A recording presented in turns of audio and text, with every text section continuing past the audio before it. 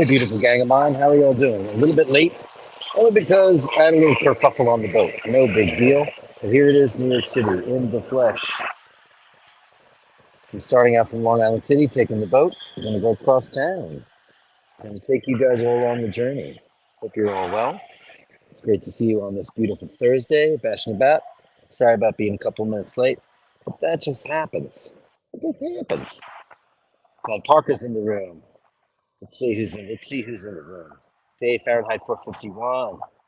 LEC. Ray Ray was #1 today. I already sent him a song out. I'm so happy for him.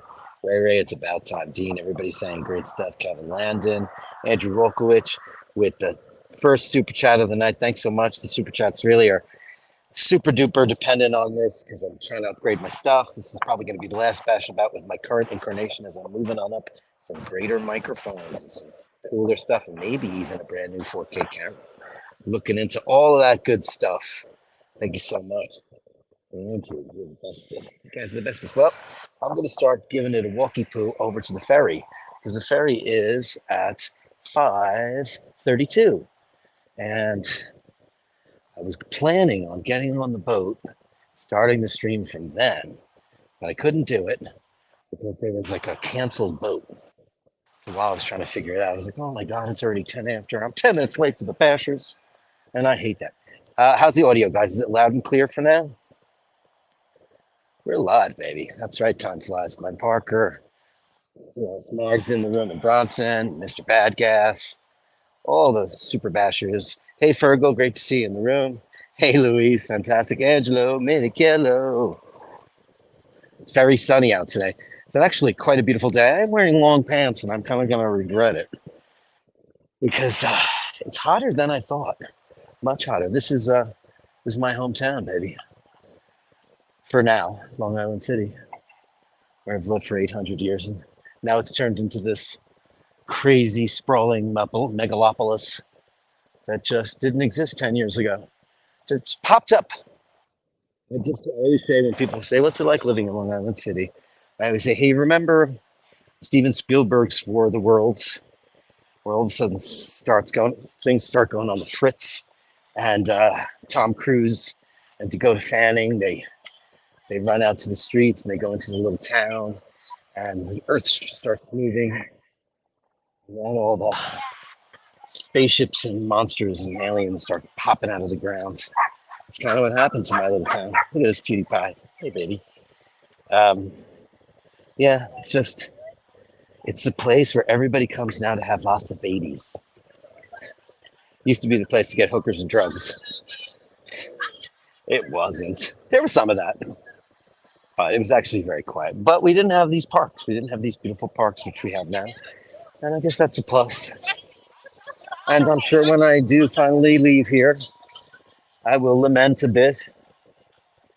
This is the norm, I guess.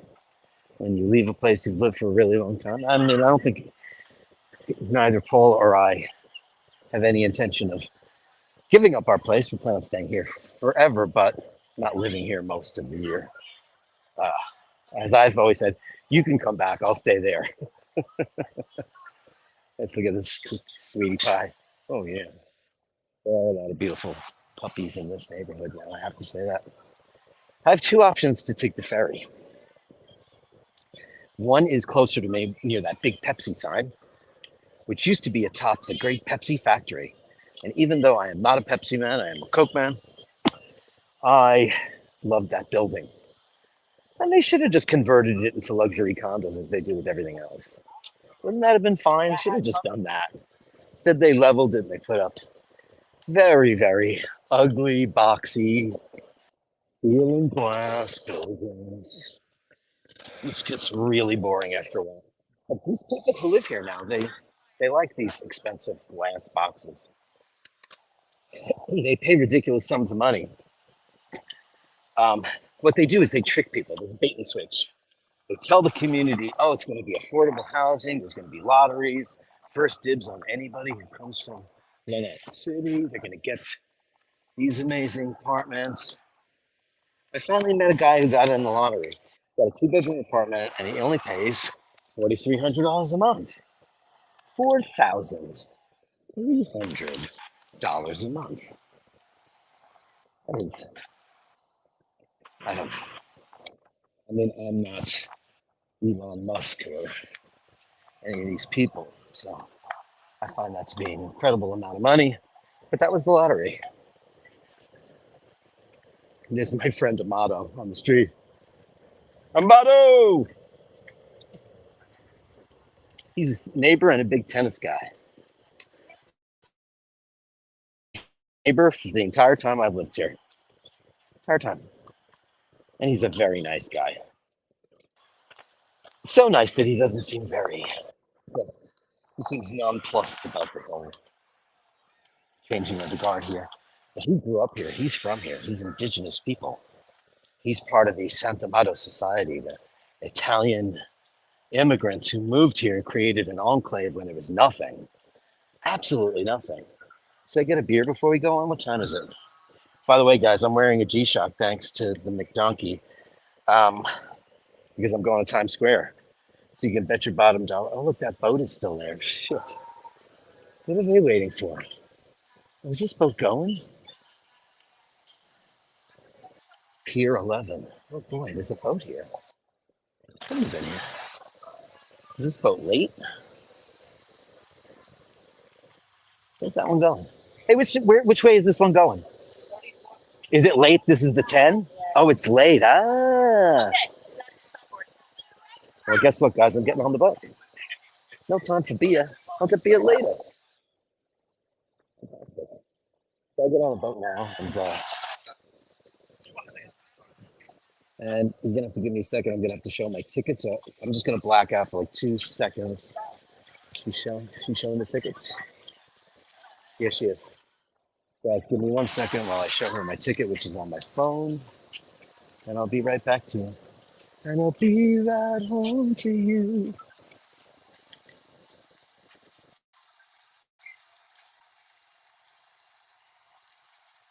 Confirm ticket. How do I get it to generate? Oh, there it is. Thank you so much. I'm back. Sorry about that, folks. Ladies and gentlemen, but I had to get on the boat. As usual, I'll go on the top. You get a seaside view. It's a beautiful day in New York City. That beautiful Gabbiano. Un bello Gabbiano.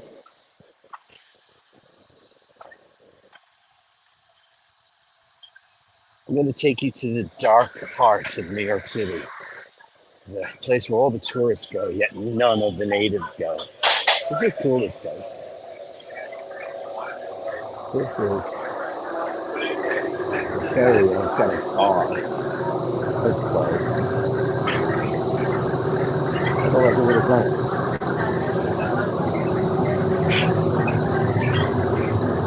Yeah, I know, it's closed. That's where we're going. It's closed. There you are, Dean. Yeah, it's closed now. They don't even have the taps up. They have cans. And most of course, was the plate thing. It's very noisy over here. Plenty of time for beer.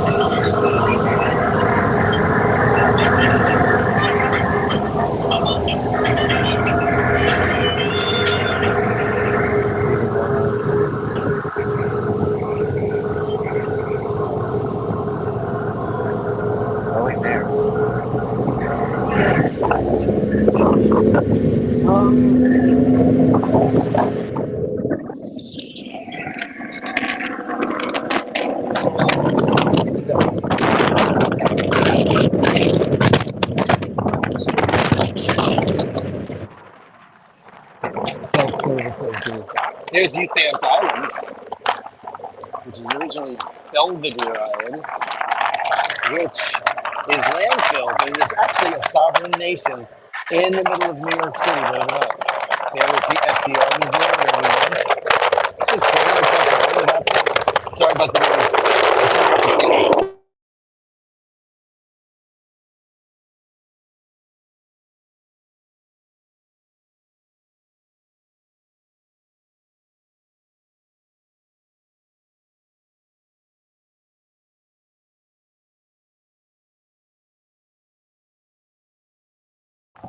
got quieter. So this is, of course, the United Nations building. And this is One Ugly Plaza. This is this new gigantic, really super duper ugly. Actually, it looks like a not New York style. It looks more Chicagoan or Philadelphian in architecture. It doesn't really keep in with the, architectural ethos of New York City, as is the case with everything that Kathy Hochul does, because she doesn't care. She's selling out New York to Beijing. And then you've got one Vanderbilt, which is disappearing behind that building, and the most beautiful building in the world, in my humble opinion, the Chrysler building, or Chrysler, as the Irish love to say Chrysler in English. They like to say Chrysler, and they also like to say Lesbos, Mr. Lesbos. There are differences in the language which make it all so much more interesting. Les Paul was going to do a Leslie, but he's Lester. Still, I think it sounds fancy. Sounds fancier. Oh, look, pulling into the 34th Street station. Look at that. I can read some of the chatty chat. Time flies, says 75 degrees, 24 degrees Celsius. That's about right. You are not late to the party. We've only just begun to leave. Only just begun. I started 10 minutes late, which I did not intend to do. Great day for a live Gonzo stream. Yeah. I'm taking you to the grossest part of the city, but who wants to get nitty gritty, people? You want to get nasty? I'm going to Times Square. I figured, what the hell? I never go there. And just to tell everybody what I'm doing today, Dirk is wearing a G-Shock on his normal arm. And because I don't want to get mugged. And no Rolex today, kids. No Omega. No Wolf. And none of my beautiful watches. None of my cool Seikos. None of my Snoopies. I mean, imagine, because those straps are so colorful. The Charlie Brown. So colorful. We're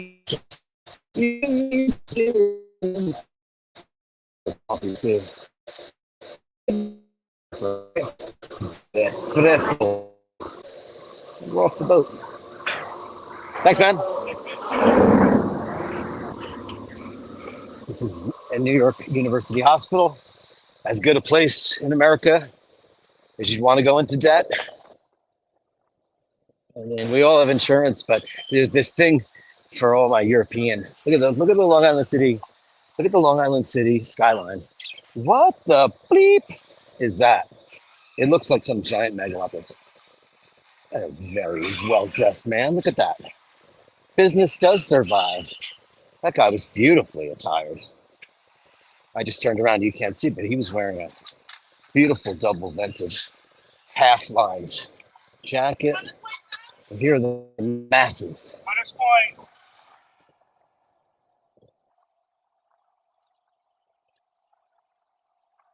Yeah.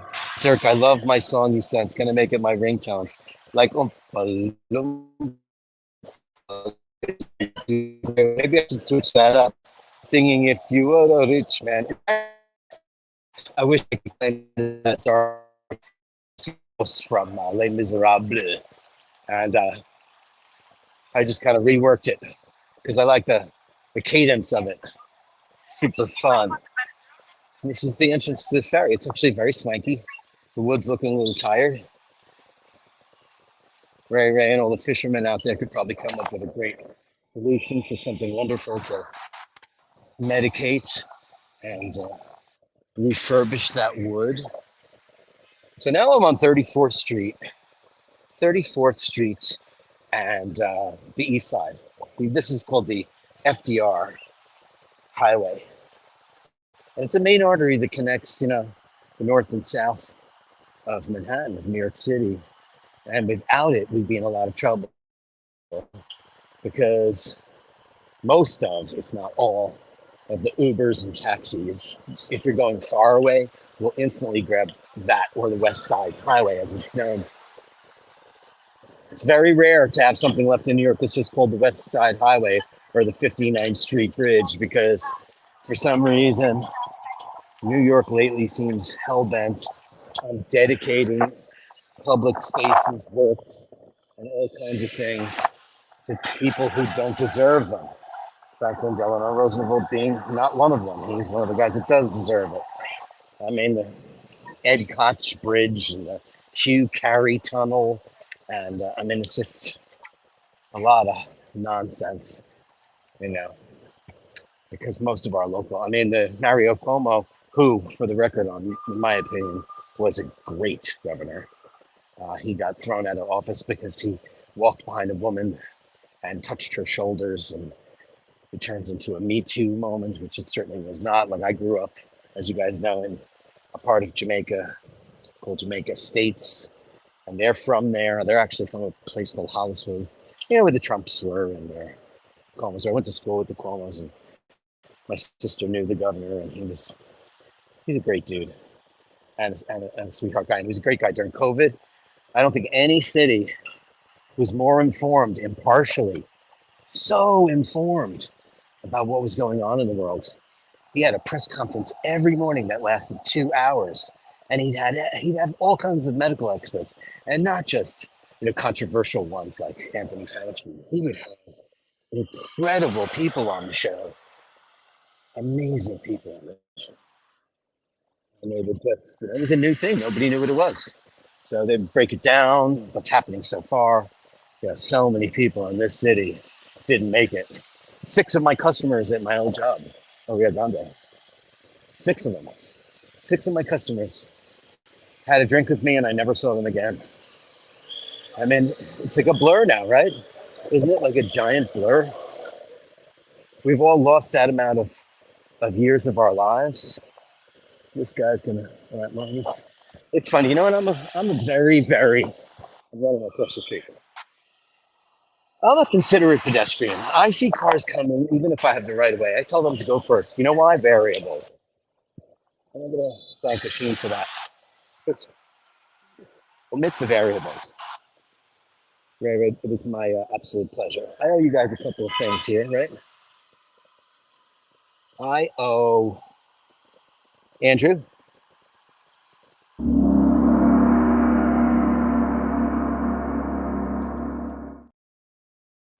and Ray Ray. And Ray Ray.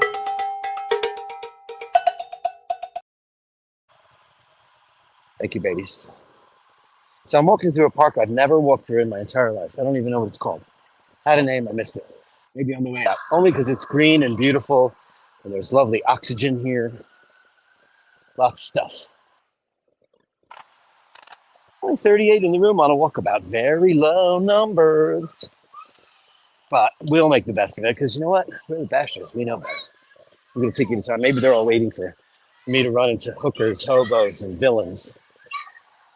We got kids here screaming. I think I can walk through this park. I don't know. Can I not? Should be able to get out of here. Right? It's a pretty park. This building that you see behind me, it looks like a drapery. This is the building when I worked at El Rio Grande that everybody talked about incessantly because it was the luxury building of the neighborhood. And did I goof up? Can I get out of here? I'm going that way.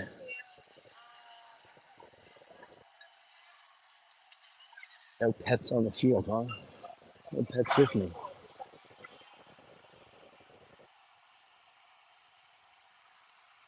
Hoping I can get out of here. It's the way out. Oh, I hope so. That looks like an exit. Yeah. Yeah, it is. Never been in this park. This is AstroTurf, artificial grass. So I'm on the east side of Manhattan.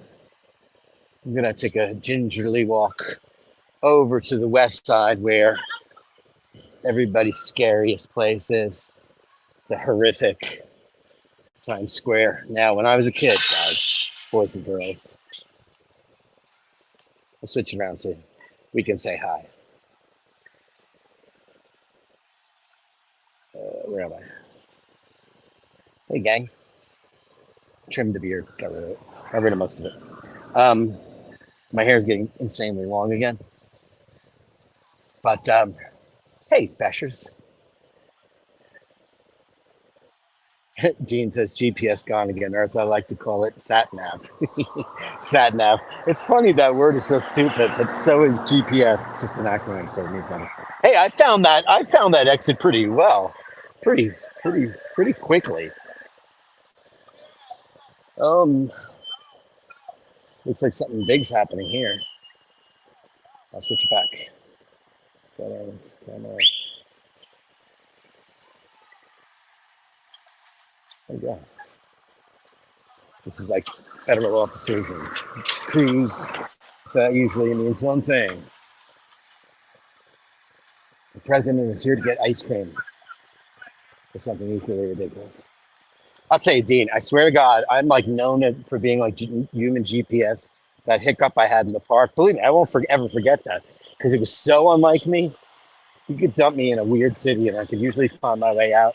I did have one other instance long ago, in the first time I was in Italy in the 90s. It was, we had gone out to dinner and then we went to some bar and then I started walking around and I think Paul was talking to somebody else because he speaks fluent Italian. And I just kept wandering. The next thing I knew, I turned the corner and I lost my bearing. I had no idea where I was. And that was really, really scary.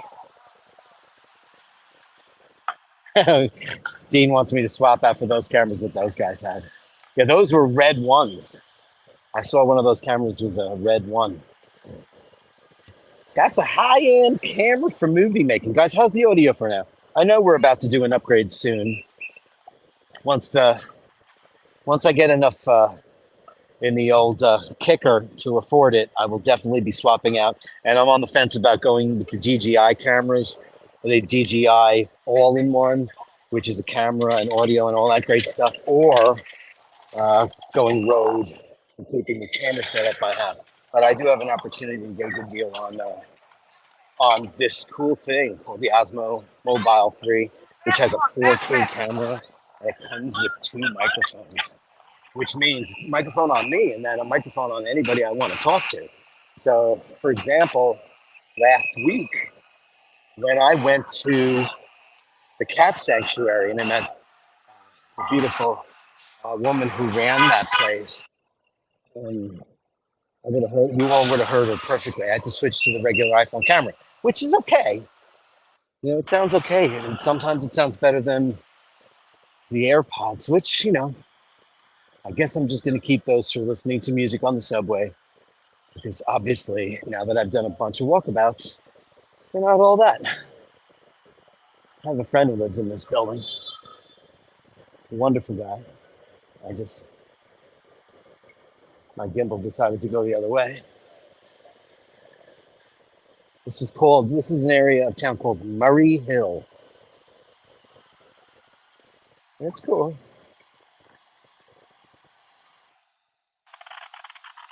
Hey, Franco Fiore, great to see you in the room. Please upvote for Dirk if you can. Helps out a lot. I'm in the trenches, going out there,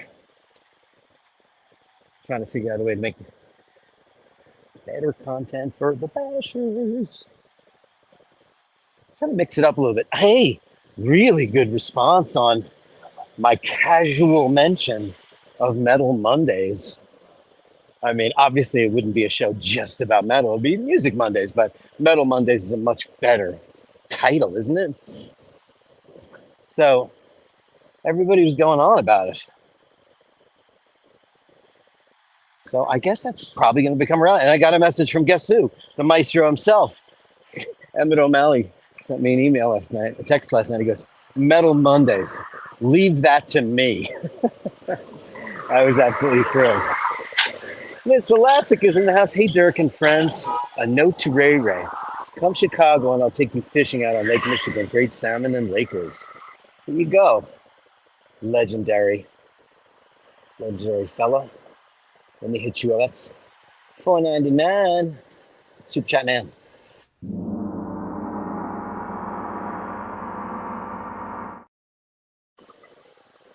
Thanks, buddy boy. Really fantastic. I hate this sometimes. I get this. There it is. That's what I want to see. Um, so, guys, I'm not going to tell you exactly what's going on, but I want you to know to please send your well wishes to the girl with the wrench, Carolyn Martin, because she lost one of her beloved pets last night, very unexpectedly, and she is beside herself. And we all know who she is to this community, the Basher community, the watch community in general. She's beloved by all. She's the woman with the wrench and the biggest heart I know, and she's suffering today. So, guys, just to let you all keep you, I'm not going to give you any details on it because it's not my business to do so. But she's in a way, and she's one of the most sensational people who deserves so much love. I'm going to try to beat this. So now we're in my neck of the woods. This used to be the Gap that I used to shop in when I didn't have a black T-shirt for work. This is my old neighborhood where I worked for 24 years. Sarge's Deli, classic New York City deli. For all your deli, pastrami sandwiches and corned beef and pickles. I would go get knishes and I would get egg salad sandwiches and all of the non-meat offerings. Look at this. Closed, closed, closed. Looks like Murray Hill is dead. Either that or they're just trying to level this whole block. Oh man, is that what that means? They're gonna level this block. Oh shit. I'm gonna try to get an angle on this. Oh, I smell gas and Con Ed is here. Oh man, that's what they're doing. They're gonna try to level this block. This building, I had a customer, Beverly, who lived here. She's an old cat lady. She was a fabulous woman. I used to go and bring her stuff all the time because I worked right across the street. Now they can't knock down a building like that, I hope. Oh man. This was a restaurant called Hendrix, and it was wonderful. Hendrix will be closed for 2 weeks. Well, that was 2 years ago. And this, my friends, this giant building in front of you, this is the Murray Hill Muse, and that restaurant in there is called El Rio Grande. That is where I worked for 24 years. People out on the patio. There's bars on both sides of the building. And I love that place. I really do. Pandemic happened.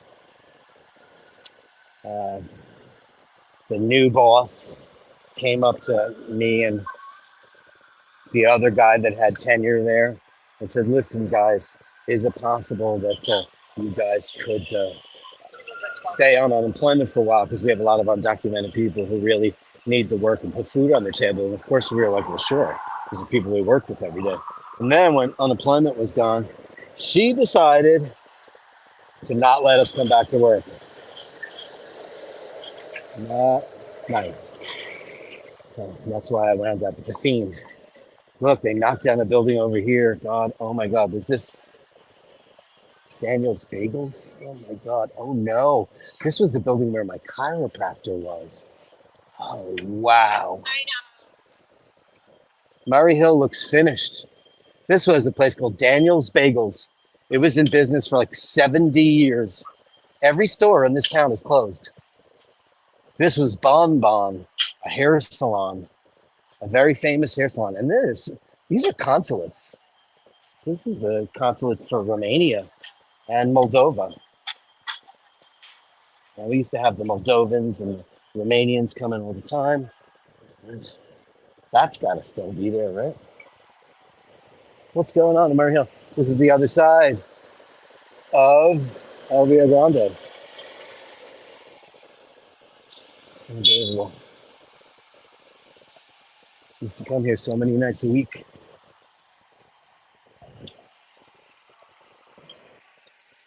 And then there's a bar coming up that I heard is on its last legs. Is going to be leaving soon. This building has been abandoned for about 20 years. There's developers, greedy developers who want to build, build, build. This is the Black Sheep. This is one of the best bars in New York. Best pint of Guinness I've ever had in my entire life. And I heard it was closing or has closed. We are so, so sorry. We are closed. The black sheep is finished. Unfreaking believable. There it is inside the black sheep. I guess the greedy developer finally got a hold of them. They're trying to turn Murray Hill into a grotesque part of town. This was the best. If they were still open, I would have gone in there and had a Guinness. It was the best Irish bar in New York. Best pint ever that I've ever tasted in New York. Look at this. The Black Sheep's Irish Wake. Please join the celebration of the Black Sheep's life from now until join us to the Irish toast. Oh my God, thank you for 26 years of love, happiness, and joy. Great smiles, cheers, last laugh. While they are tossing our building, we are moving 40 feet to the right to 593 3rd Avenue. We cannot will let this precious friendship die. Okay, 593 3rd Avenue. I mean, it's not going to be the same because this was great. They're going to toss the building in. Because if you look up here, you see it's all boarded up. Because New York likes to destroy all of its architecture.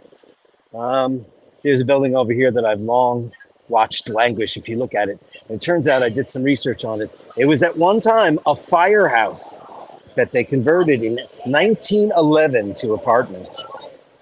Unbelievable. And it's filthy dirty. And people probably live there for $3.25 a month, which that's great. I'm happy for them.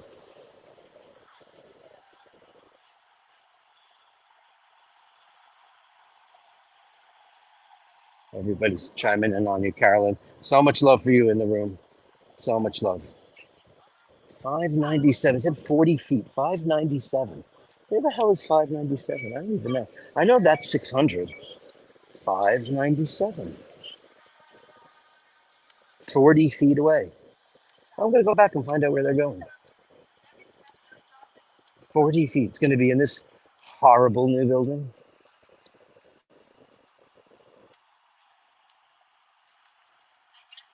One Medical, Bento, New York. Oh, it's going to be this thing. The Spot. 587. There it is. Closed, do not enter. Oh, notice of closure. Oh, boy. That won't be the same. Greedy landlords abounding. That place was amazing. I had read, I always thought the guy who owns the place is a guy named Tommy. Obviously, I've known him for ages.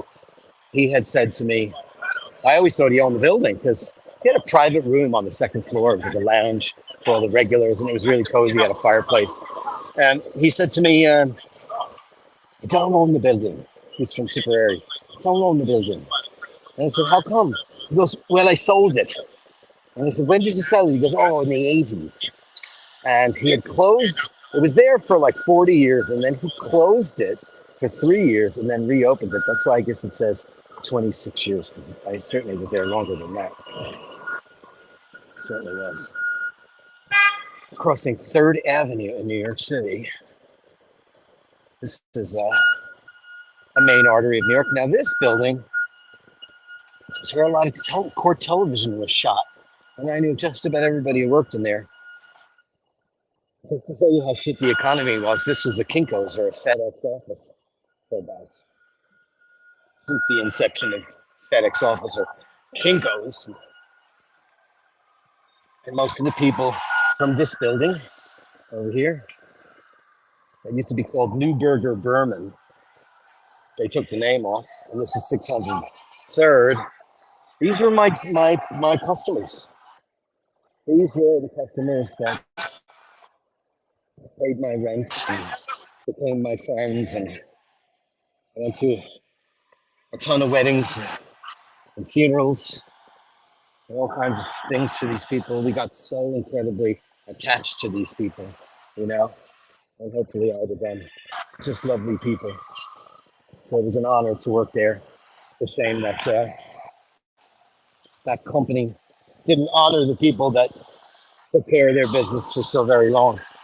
They wanted a fresh, new staff, and from what I've heard, everybody in there is in and out in a couple of months.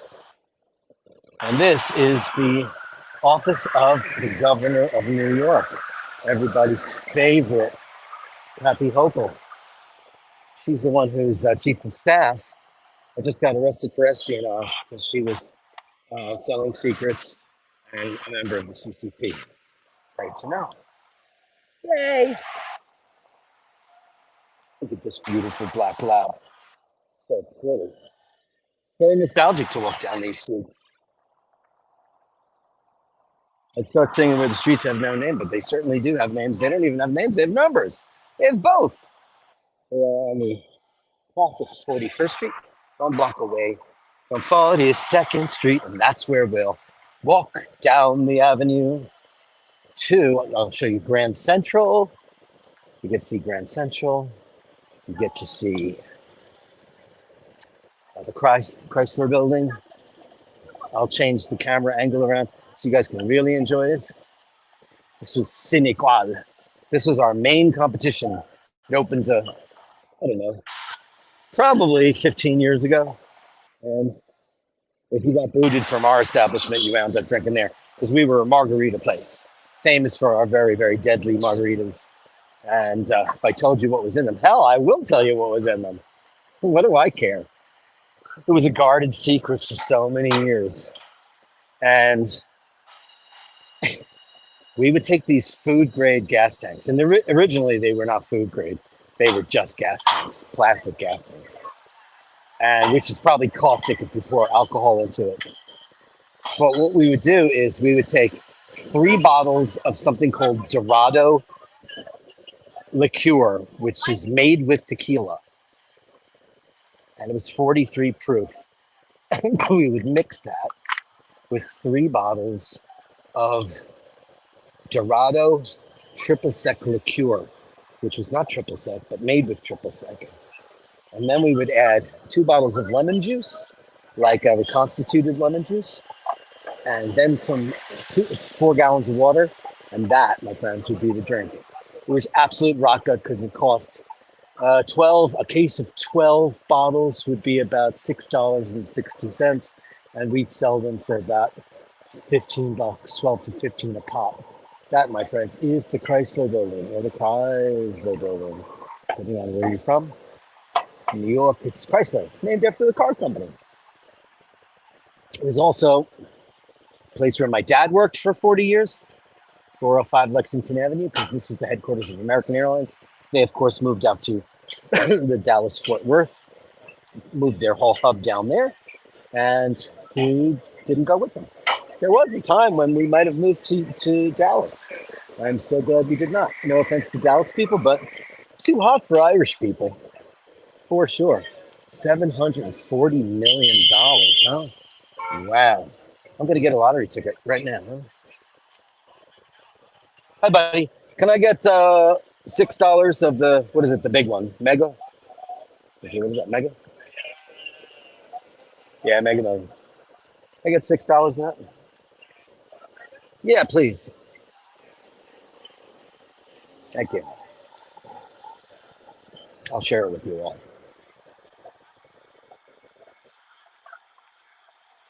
Okay. Those are the numbers, so you know.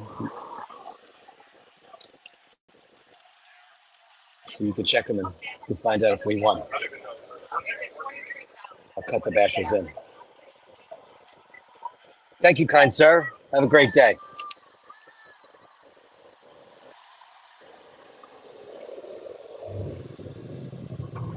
Buying an authentic lottery ticket in New York City for $740 million.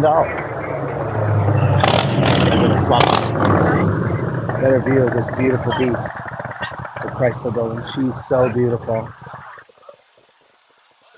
So beautiful.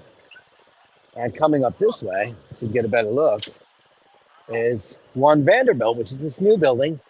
It's actually quite attractive. The only problem is its proximity to the Chrysler building. It's much taller and therefore dwarfs the skyline. So you cannot see the skyline. You cannot see the Chrysler building in the skyline. So it just makes the skyline look like one big zigzag. You can't see the beautiful spire of the Chrysler building. Back to regular view. Luck of the Irish.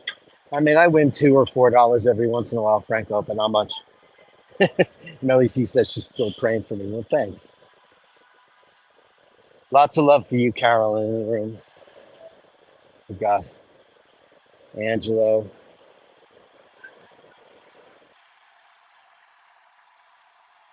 Mars, Bronson, Dave Fitzsimons, Fergal. Unbelievable. You guys are amazing. Because she's the best, you know? We care about her.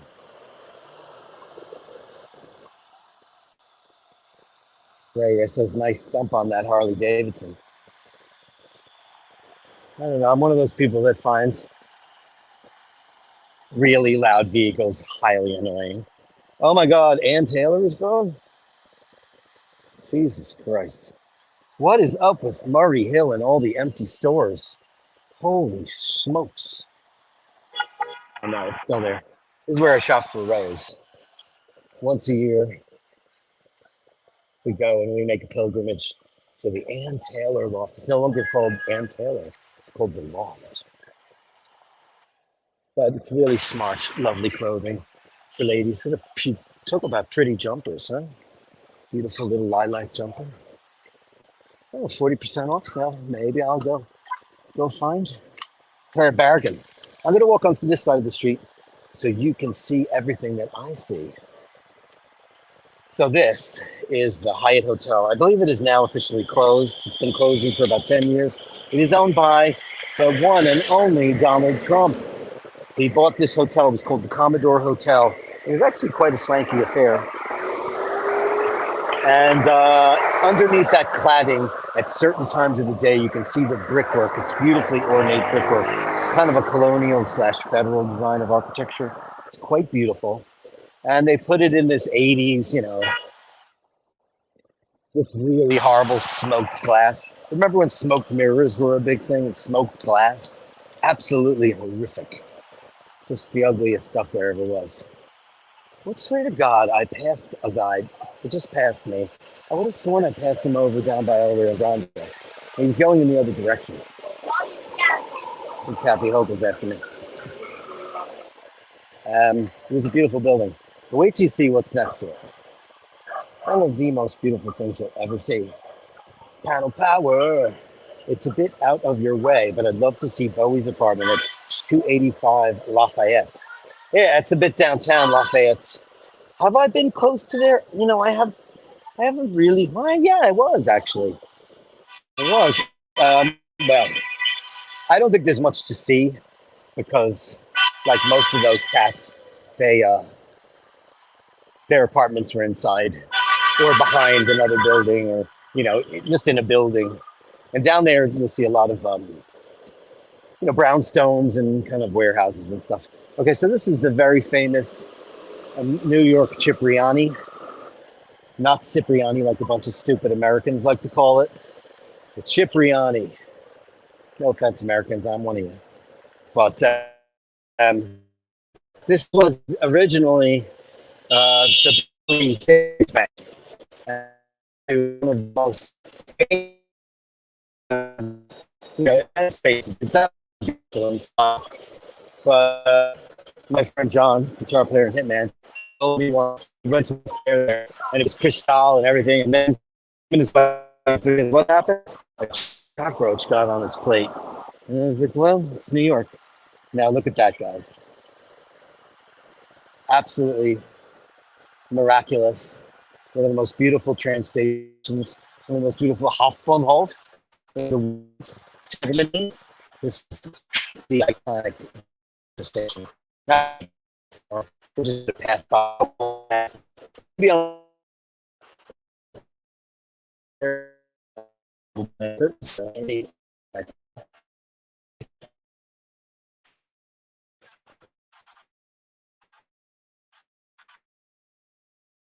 everywhere in New York. There you go.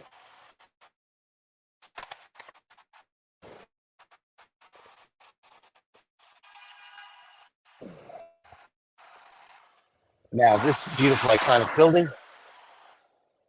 I almost had her death, but hearing for the power of Jacqueline Kennedy Onassis and her ability to move people.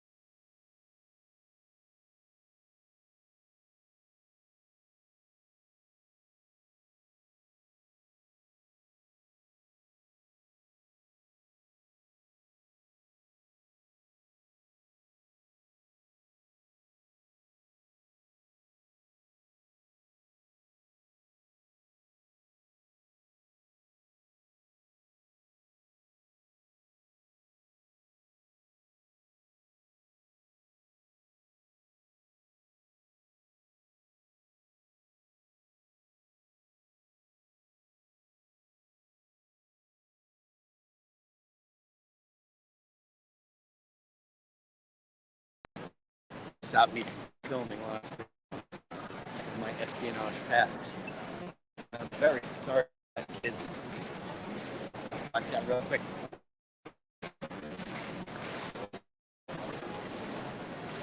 Dean says turn your phone on. That's pretty funny. No, I don't have Wi-Fi. I'm using cellular. I have no choice. There can't be Wi-Fi in the streets. You know? I mean, New York City. Does New York City have Wi-Fi? And if they do, what's the coverage of that? I wouldn't even know. Anyway, swap this around.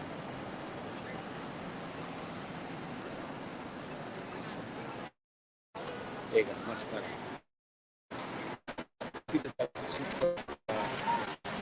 I was not sure. No, I didn't touch anything. I just, I don't know. I think, so, you know what? There used to be a place near my old job where I used to work. We're walking down 42nd Street, kids. Walking towards the iconic, shambolic Times Square.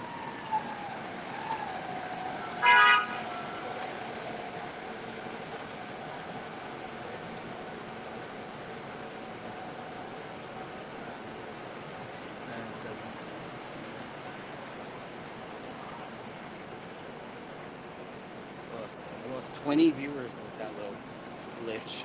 AT&T, thanks so much for that. Here's millions of people. Tourists from all over the world. That's true.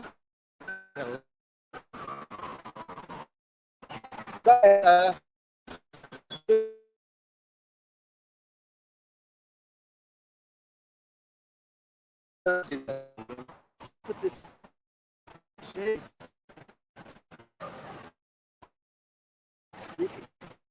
the chat if you know to encounter. So, you know, I'm on foot. I'm ready to go. I'll do it for you. This is the one Vanderbilt, the ground floor. Epicuri Baloo. I bet you a cocaine there probably costs $800 million. Definitely hankering for delicious coffee. Need a little sizzle. Some very nicely dressed gentlemen. See, we're in Midtown, so that's when people start to get dressed up. And that's always nice.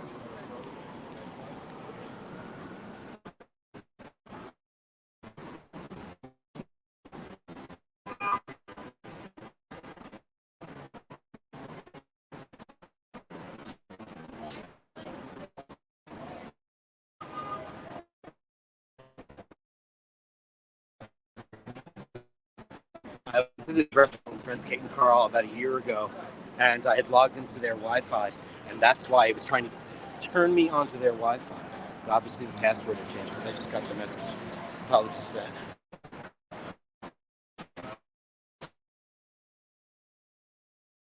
that.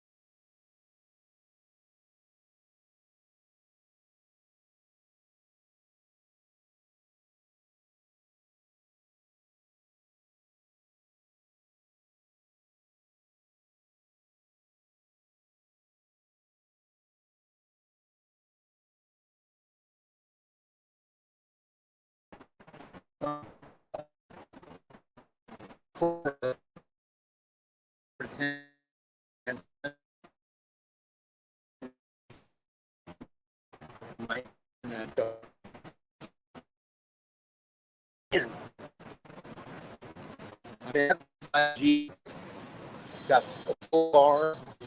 Obviously, there's a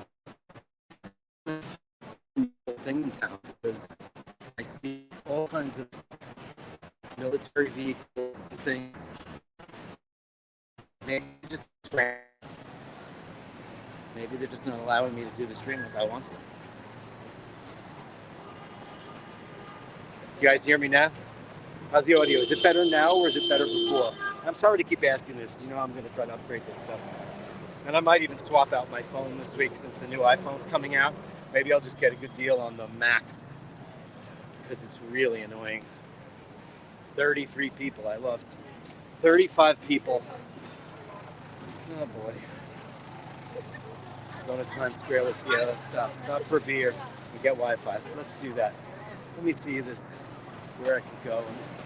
I'll have a beer. And actually,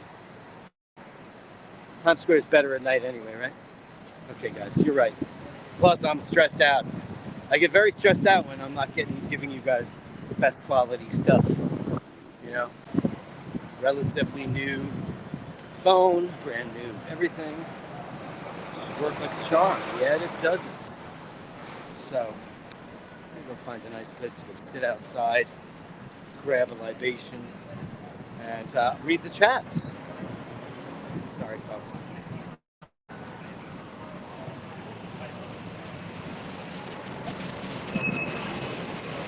Me on Fifth Avenue in New York City. This is arguably the most famous street in New York. Best shopping, high-end shopping, Rockefeller Center. Beautiful dressed fellas here. Let's see who's got seating outside.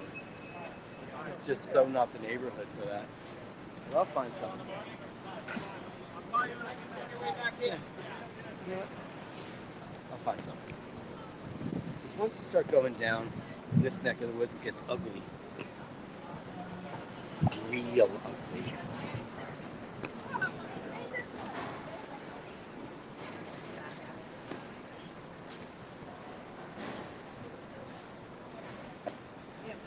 Nathaniel Hannon says, you're very in and out. You just don't have the throughput this afternoon. Probably network congestion. There's a reason AT&T Chrysler Network in New York City on iPhone launch day. Tom says, excellent reception. Now, Nathaniel, there's definitely some kind of governmental shite going on the other side.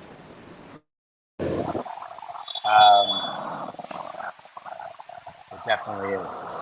Settings, audio, iPhone.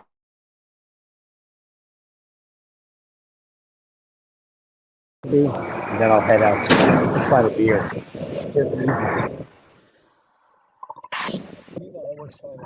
There's definitely some kind of government shit going on here because there was all kinds of black cars, all kinds of guys in uniforms, all kinds of super stuff. And that usually tells me that somebody's in town. You know, and we have a lot of controversy going on in New York right now. You know, the very top of our government.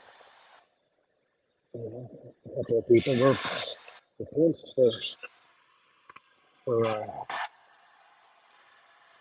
espionage. That's a scary thing, espionage. Yeah. It's good now. I know it's not beautiful channels and lagoons, but I'm gonna go find a place to have a drink and relax because it really stressed me the hell out. I hate being stressed out. I hate it. I hate it.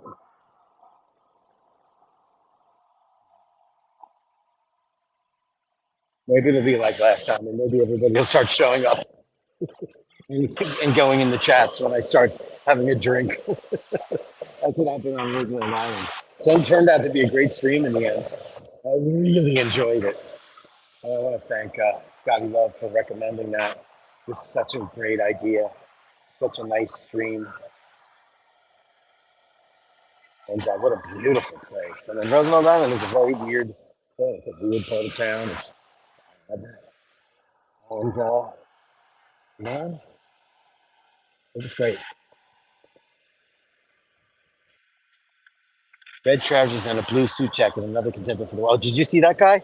I did a double take on him because you saw that guy, the guy that was having a smoke against the wall. Wow, that was so weird. He had like red trousers, a blue shirt with red piping on it. Here's the STK Steakhouse. I'm not going anywhere near a place that has music like that. Jesus. And that's not even the worst thing I've ever heard. I've heard far worse. STK Steakhouse. This is to stand up here.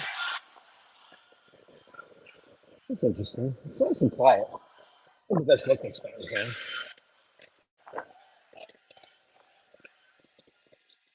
It's not terrible though.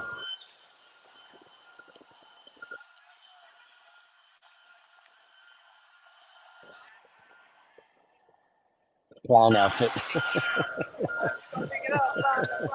Is there stand up here? Maybe. Who else this lady over here if I could stand up and have a beer? Actually, this looks like douche patrol. So I'm gonna pass on that. I'm gonna pass on that on the STK steak because it just looks like a bunch of super like there's gonna be a lot of vintage 80s Rolex presidents there. Not that I don't think it's a cool watch, I just think that most of the time the guys that wear it are douchey. I much prefer seeing them on a beautiful lady. That looks something looks fancy there. What do you got here? I am so wrong. So long. So long. I've been thinking of things I've been waiting too long. It was Moonwatch Sun. Oh, look. Here you go. Let me switch this around. That's interesting. I'm going to switch the camera around.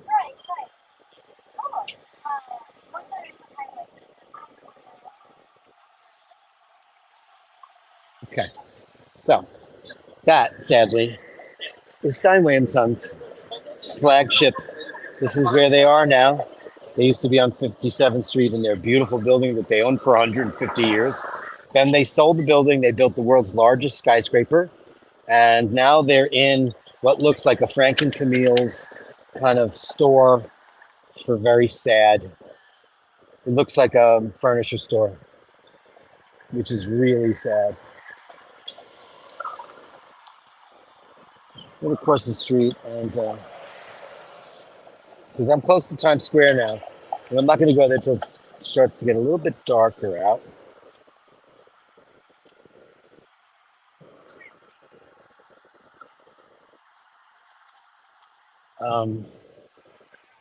Well, I can't time myself at all today. This is why Dirk needs a beer now.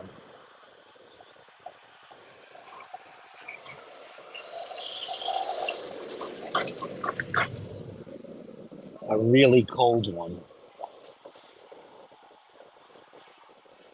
This is Steinway and Sons. I'll just show you what's left of it and show you why I'm mad at them. Because you got like guys are into watches and stuff and cars and things. Yeah, me too. However, I'm kind of a super expert on these pianos and have been for most of my life. This company forever. I've never owned one. I always say it's the one thing I've never had that I always really wanted.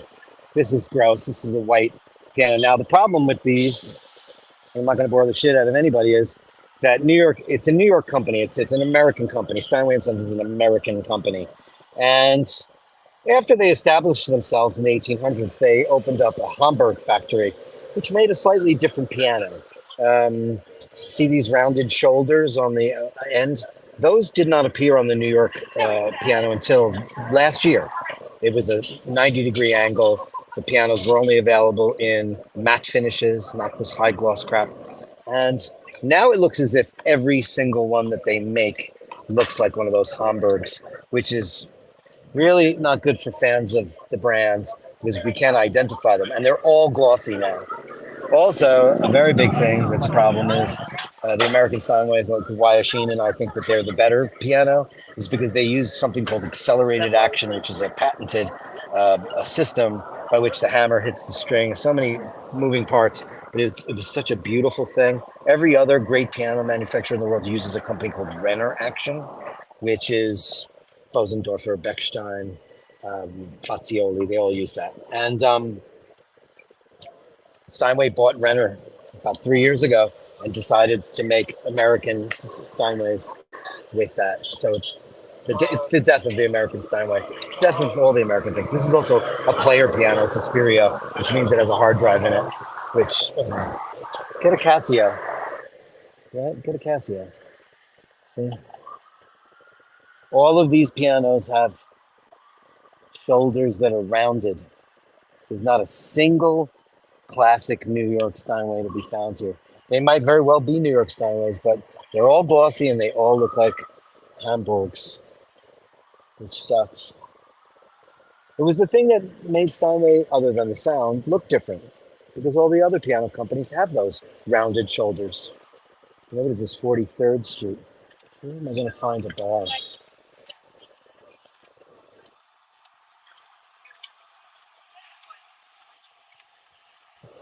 Gary says, are all the old school hot dog vendors gone?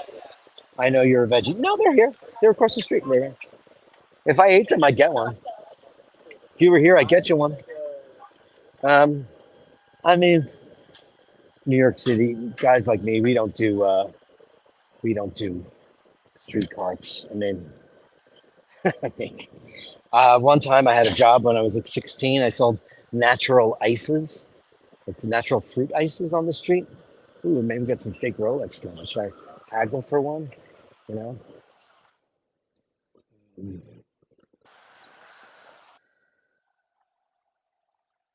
don't make eye contact. Um, just don't do that. I mean, even the pretzels are shitty. It's just not good stuff. And it's obviously highway robbery. Now, when I was a kid, they were 50 cents. We used to beg, beg, beg. You got halal, you have variety, cornetto, all those crazy little ice cream pops. The bread is the big company that everybody goes for. Uh, Panel Power. Did you see that Paul Pluta is back doing Archie Luxury?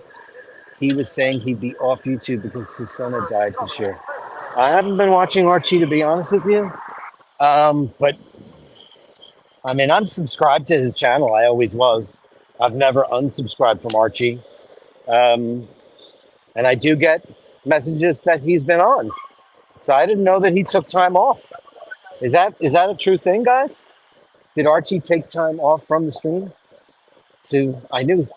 I mean, he televised. He went live on YouTube the day his son died, and he told everybody what had happened. So I mean, we all know what had happened. It's a tragedy. And I even sent a message to him. I have no. Yeah, I never really know what's going on with him. He likes to jump sides. And I'm not on any. I'm on nobody's side. I'm not. I'm neutral. I don't know who my enemies are. And I don't really have them, but my friends' enemies are my enemies, as they say. You know. So Paul was on the very first edition of Eyebashers, and it was great. And much respect, much love, always.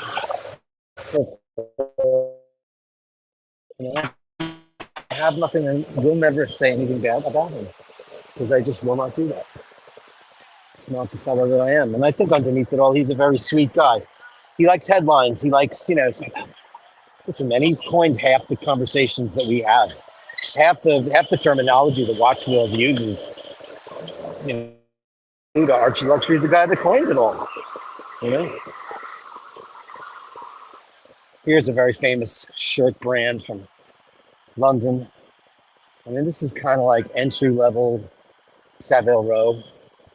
It's not. It's nice quality. I have a couple of them. They're nice. It's not Richard James or anything as incredible as that. but it's good. I'm headed towards Times Square, but I want to stop for a beer. And unfortunately, this is where New York City starts to get skanky. Just does. I'm going to go to this pub down here, which I've been to with the SS United States gang. Go have a pint and put the camera down, have a drink with you all, and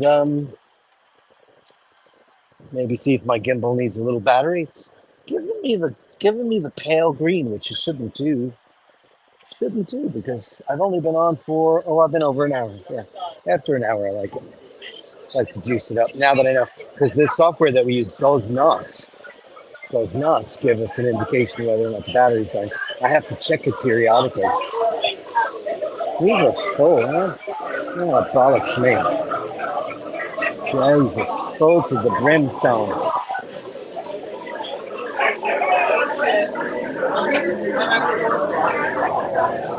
Well, there goes that. There's no room at the inn, my friends.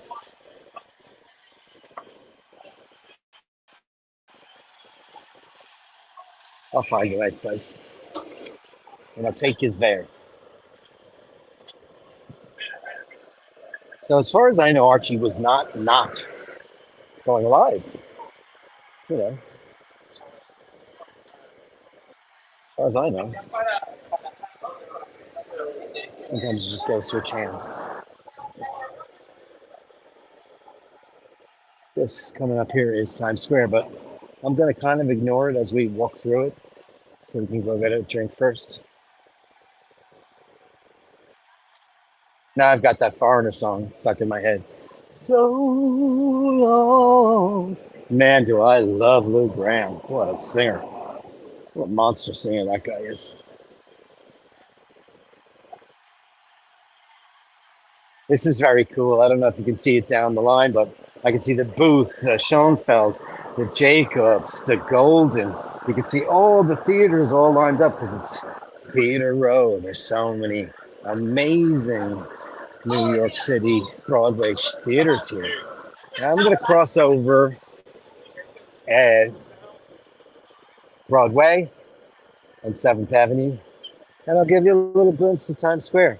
Then we'll get into the meat of it, you know?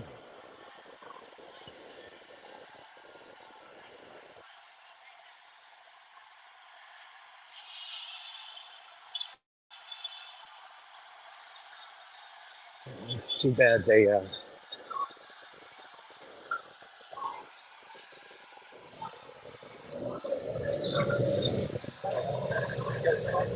hey, if anybody in New York has any recommendations of where they want me to go right now to go grab a drink in Times Square, let me know, because this is not a place that I inhabit. I am not. I'm looking for the zipper. I broke my bag last week. I broke my bag. So I don't know where the zipper is on that thing. So I had to get a new bag. So I got a little holdover bag. Tequila. It's a little bit larger than what I'm used to, and that's actually quite nice. It was super duper cheap on Amazon because I'm on a limited budget. Here we go, guys. Here we are on the crossroads of the world, as they like to call it. Welcome to Times Square. Oh, Dana O'Malley says go to the Edition Bar. I mean, I'd go there if you were here, darling. I really would. Do you think I'd get a table up there right now?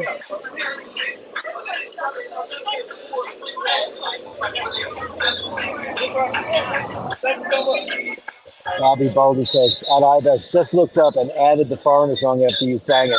Loving it. That's a great song. This is Times Square. It's a place I never come to unless Dana's in town. This is the very famous New York Times building, the lower one with all the lights on it, because that is now being not demolished, but skeletonized. So we're going to be able to see through it. And that's one of the very last, that's where the very famous Paramount Theater is. where Tom Mix used to play, and Frank Sinatra, and all these guys, and all the theaters. Here's the Swatch store across the street. Moons is galore. You guys want me to go to fancy hotels with sneakers and a camera. The Blue Bar at the Algonquin. The Algonquin's nowhere near here, lunatic. You Upper East Side snob.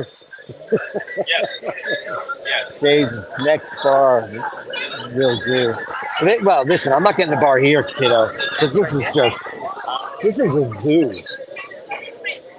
See, there's a staircase down there. That's where one would go to get tickets. It's called tickets. That's where you go to get. That's where you go to get discount tickets for Broadway shows. That's good. Going to the Swatch store. You see that sun, Mars, Earth, and Moon are now available online. They're now available online. So you can now buy the Moon Swatch online if one so desires. I'm going to walk right past. I'm going to come back to Times Square, obviously. It's just a shit show here.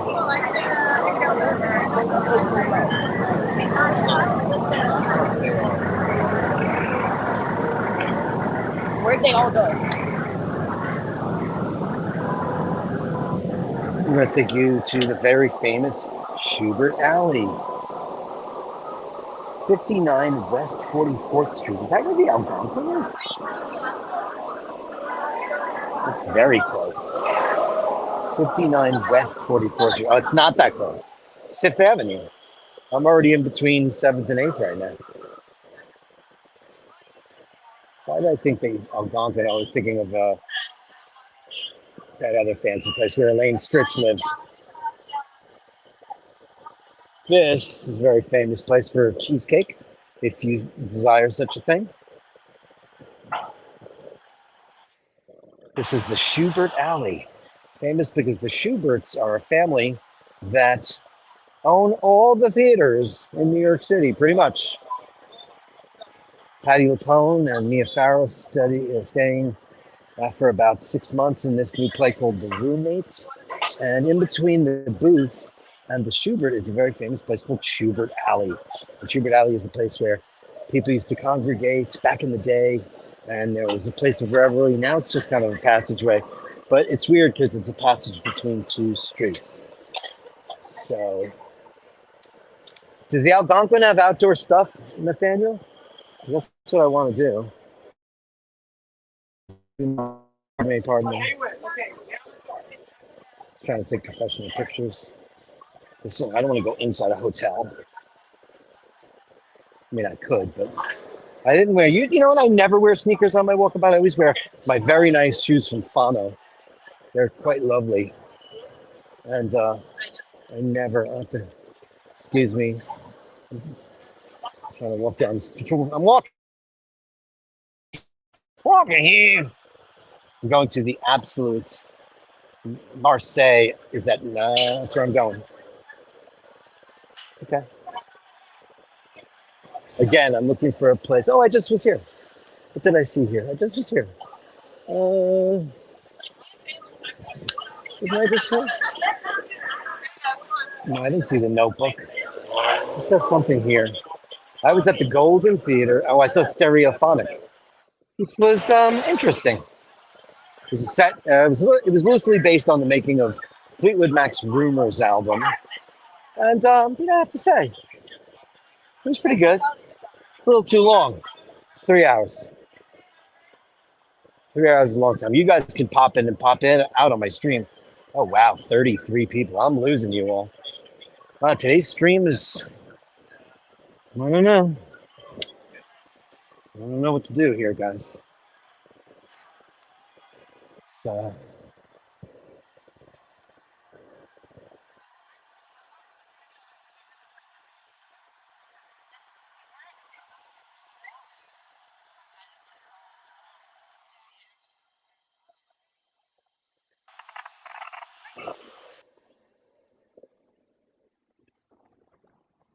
Rouge musical. Maybe two. All right. I might end this soon, guys, because there's nobody really kicking around, and I, feel like I'm just going nowhere. I'm gonna go have a beer, and if anybody wants to tag along, stick around. That would be great. But, yeah.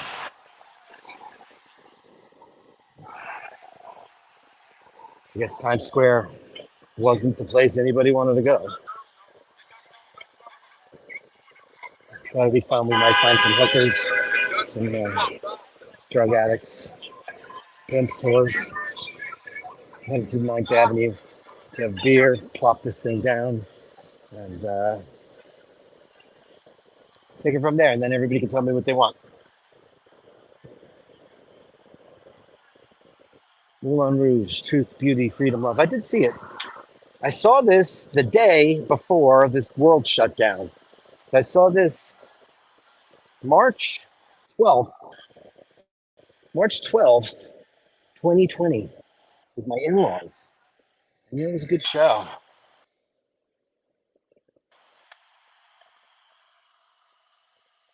Oh, are you kidding me, Glenn Parker, about Peter Dillon's? Dude, it's not on 36th Street. It's on 39th Street or 40th Street. Uh, or it was. Peter Dillon's was right around the block from, well, here's Flash Dancers. You guys want me to go to the strip club? I don't think they let the camera in. Peter Dillon's was a bar around the corner from where I used to work. So that was, I want to say, Lexington Avenue, unless Peter Dillon's moved, which they might have done. They might have done.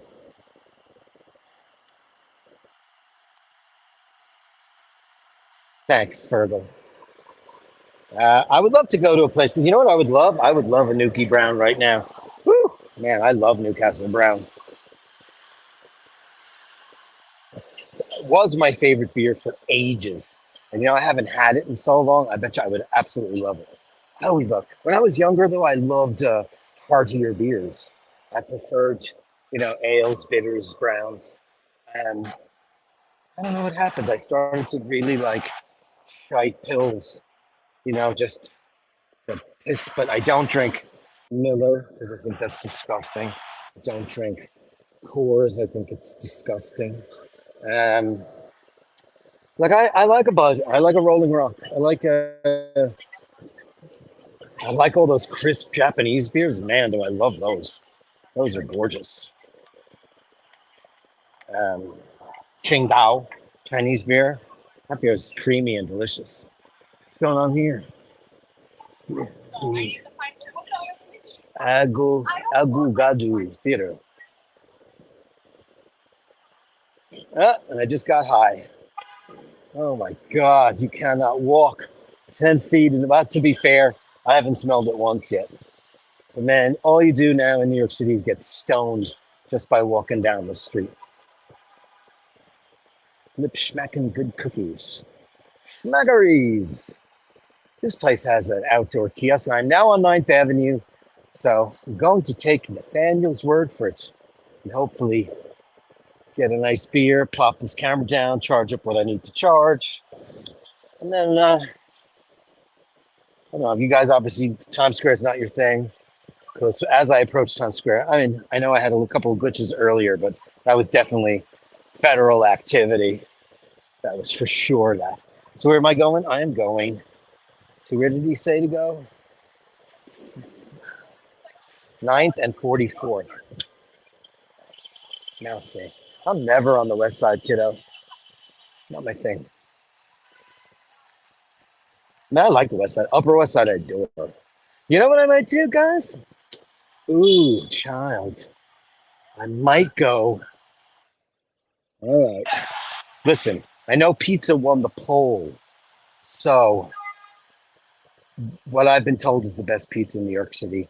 I might jump in a cab and go all the way up there to catch it. It's called Sal, and I'll find out. Well, on 46th Street. How the hell did I do that? I didn't remember walking over like that. Going the wrong way. You can go the wrong way. Go the wrong way.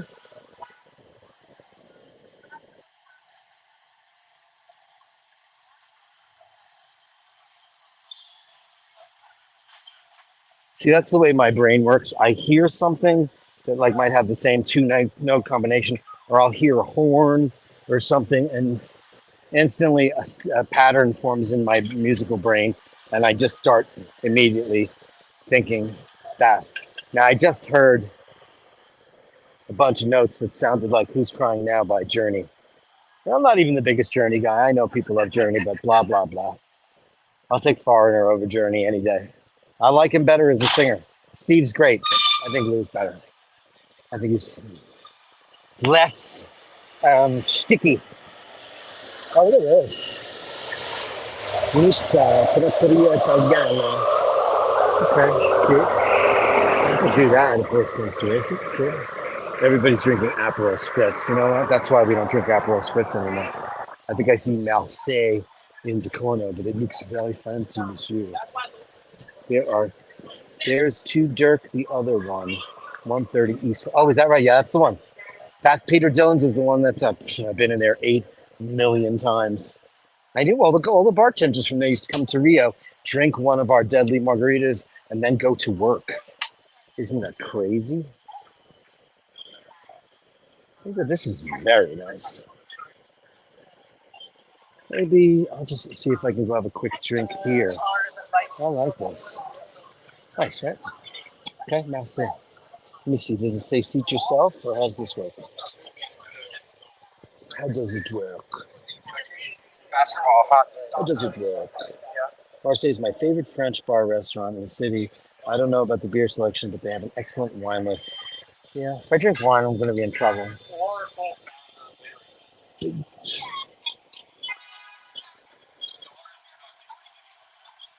Can't tell. Do you see yourself here? Let me see. Oh, somebody coming up.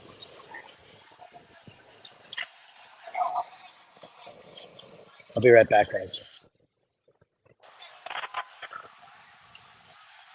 Hi. Hey, can I just stop for a quick beer outside?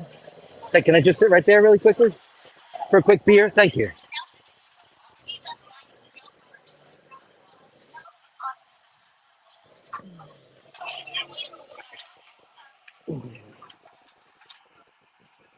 We're here, guys and girls. Don't want to leave out the ladies. Okay. I haven't had a beer in 25 years due to my malt allergy. Oh, Melly, I hate the sound of that. I'm not the biggest beer drinker, but you guys have seen me drink every beer I've had in the last year. So thank you so much. On recommendation of Monsieur Hanon, they just turned the light on too. White, sparkling red, rosé, Nelson. Okay, here we go. White, red beer. Oh, look at this. They've got a look at this selection of beer in the family. Kronenborg, Meteor Pilsner, Wiesdorf, Slope, Juicebaum, 6 Point, Lion, Stefano, Hefeweizen, Orval. Oh, Orval's good. I'm not having a 6.2 though. That's crazy. I'm gonna have a Kronenborg because I love it. I like Kronenborg. Wow, the draft here. I like Orsay. Have you ever been up to Orsay? Go switch the camera to me now because you're gonna watch me drink. So I'm gonna start my OnlyFans channel where I just drink alcohol because that might work. A gang of mine. I'll put it over here so it's more interesting view-wise. You can see the street and what's going on here. Maybe I'll get some pommes frites down here. Have something fun like that.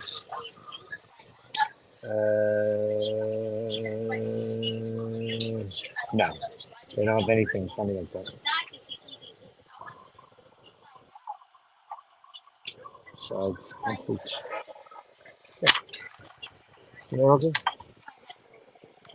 I'm gonna get the beer because I might do the pizza thing. What do you guys think? Pizza thing? How are you? Hello, how are you? Great. I'm just stopping for a quick beer. Is that okay? Yeah, that's fine. Being let's have a Kronenbourg. Let's try the bottle. Is that okay? Yeah, it's great. Great. Thank you so much. Yeah, top order's great. Thanks. Thank you so much. She's very nice. Let me fix this so it's correct. I don't want anything. Just drink whatever you like. My shirt looks purple. It's actually navy blue. Nathaniel Hanna with $19.99. Woof. I was like, oh shit, the stream's gonna cost me money in a second. We're moments away from like going to dead on this stream. Hi. Here we go. Let me give you that $20. You're the best, man. Let's go with what you deserve, which is that.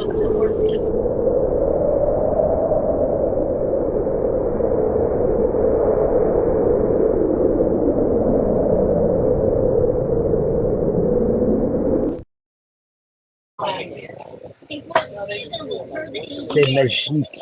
So I'm going to plug in all my devices right now. I've got this done. I'm going to plug in. So I have all the juice in the world so I can take you guys to places you've never been. We're going to go to a sex dungeon. I'm going to take you to meet the mistress. Look at that. Just as I did that and I plugged it in, it shows immediately shows the battery life.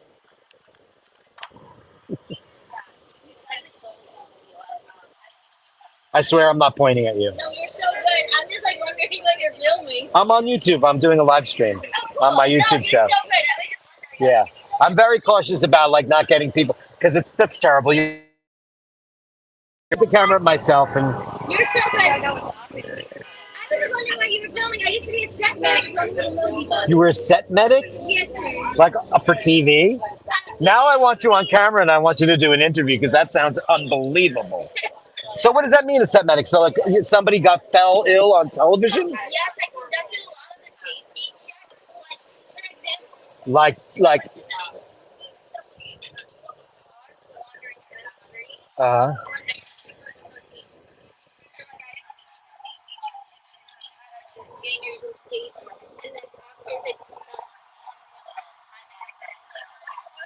all of them, and like if we weren't clear for weather conditions or if we were I got to go. you should have been on Alec Baldwin's Rust set. On what? Oh, I watch that every day. I saw him on the 6 train. Who doesn't?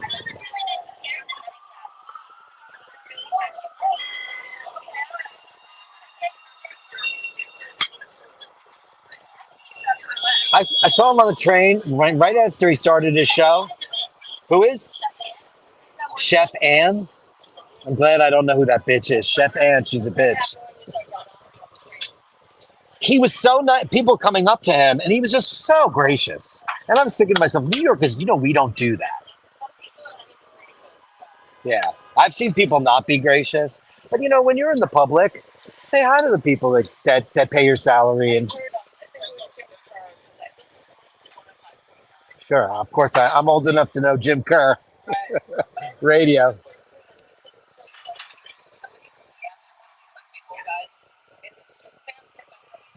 Thank you so much. Oh, you're the best. Thank you. Who said this from Yes? Did you say like the singer John Anderson? Did you meet him? Oh, you don't have to do that. It's fine. Thank you. John Anderson talks like this. He's got the highest voice. He sings like that too. You're too young to know who Yes is.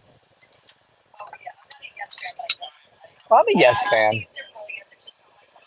I mean, I'm a musician by trade, and a rock musician, so I have to like them because they're musician-wise, they're better than most.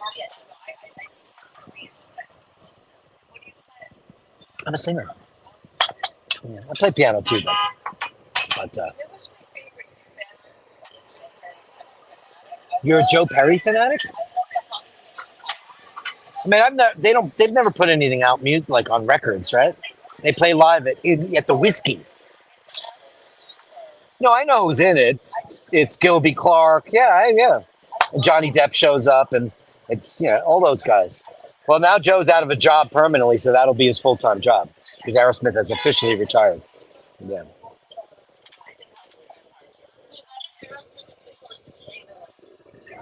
Steven had a vocal aneurysm,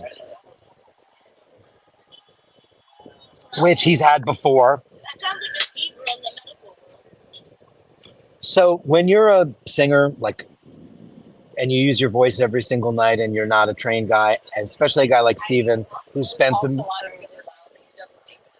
he doesn't baby his voice, and also the 70s were not kind to him. He was a serious abuser of substances. He was worse than that. He was a heroin addict. They all were. So was Joe. They were called the Toxic Twins. But they've been clean and sober forever. I think Steven's had a couple of relapses. Joe never did. Had a relapse. He's been clean for ages and ages and ages.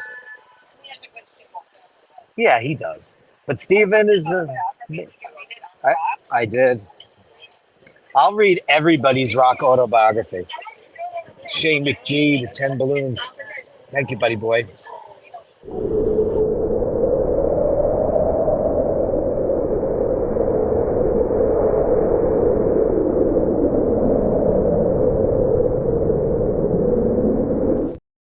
Red Hot Chili Peppers at all. However, I'll read your book. I don't care what it is. His book, I've read every depraved drug debauchery book there is in the world. His was the most debaucherous. Yeah, Flea's are very smart. But I loved Anthony Kiedis' book. He's so honest. You cannot, I highly recommend you read that.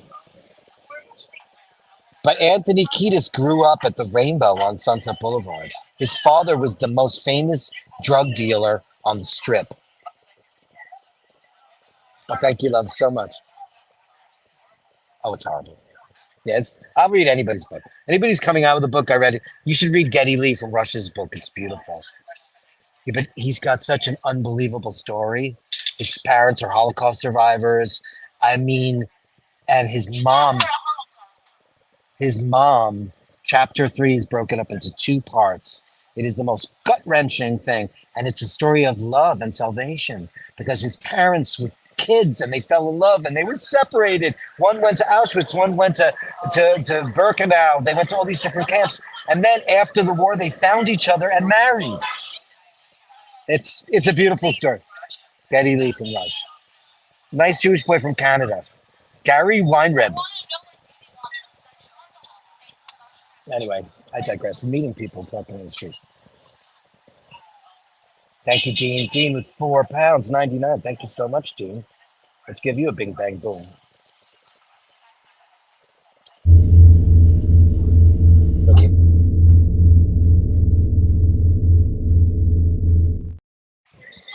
Thank you, Dino.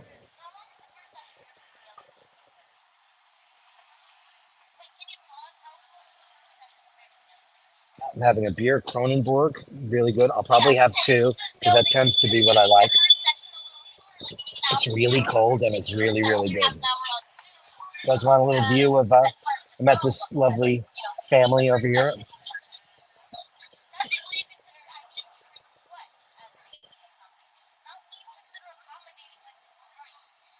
Glenn Parker, £4.99. Enjoy, have a drink on me. I will indeed, Glenn.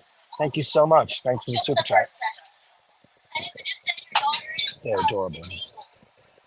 Thank you so much. Let's give you a big bang boom.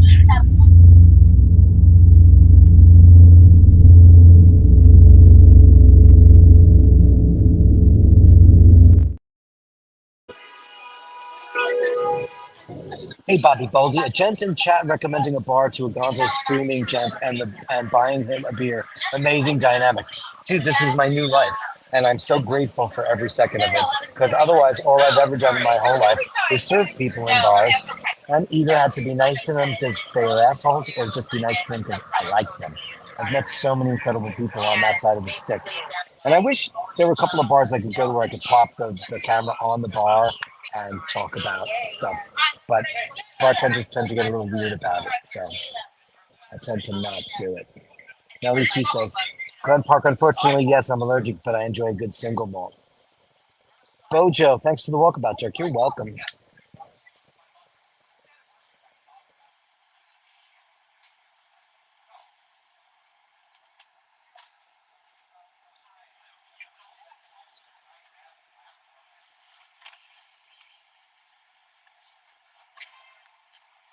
There was an altercation just now.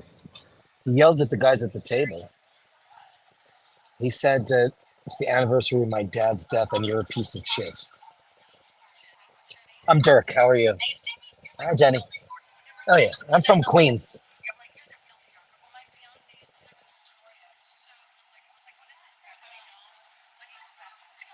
Where do you move back to? Well, I'm Irish. However, I married an Italian, and that's my plan is to get the hell out. I live in Long Island City, and it's not my town anymore. What's that? Jamaica, Queens. Dirk. Like Dirk Diggler, Dirk Bogart, Dirk Benedict. Where are you from exactly? Oh, from Brooklyn. Cool. I lived 65 Burn Street in the Gardens. Our first apartment together was we Burn Street. You know where Station Square is? Forest Hills. Oh, I thought you said you lived in Forest Hills. Oh, Park Slope. Park Slope. Oh, Park Slope is beautiful and untouchable now. Are you in Manhattan now? Oh, Bay Ridge. New Yorkers, guys. I'm talking to a real New Yorker, Jenny. She's from Park Slope, now Bay Ridge. I take my viewers on a walkabout like once a week. Today we were going to do Times Square, but it was just forget it. Because I said New Yorkers don't go to Times Square. Did you get the skinny on that?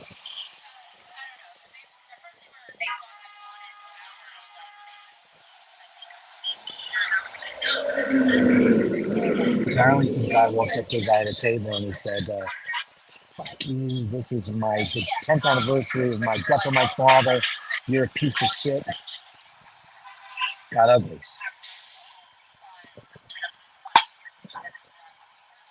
Thank you, boys and girls.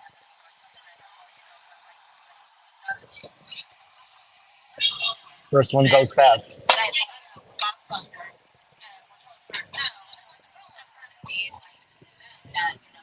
She really does look perfect.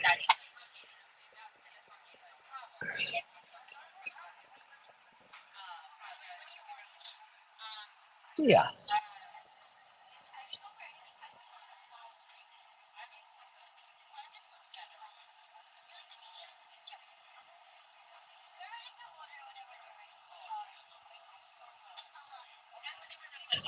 Yes. Thank you so much.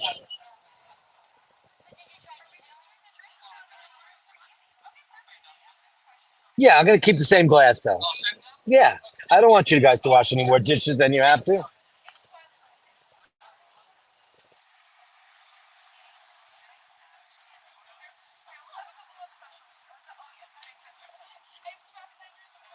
Sure. They're very cute.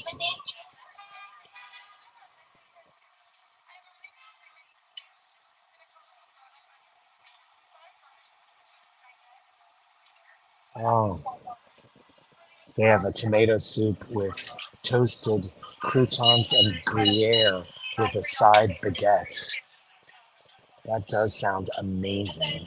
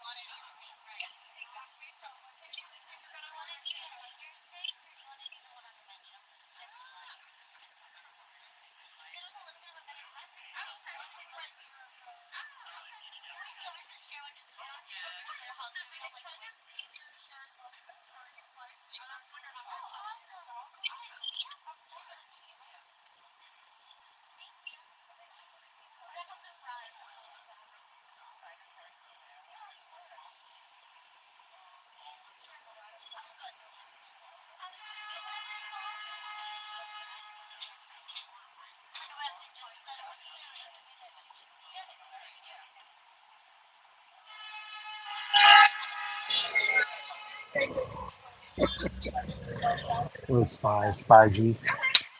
So I'm charging up all my stuff. This thing already charged my headphones, and it's charging both my camera and my gimbal, and it's got 91%, which is unbelievable.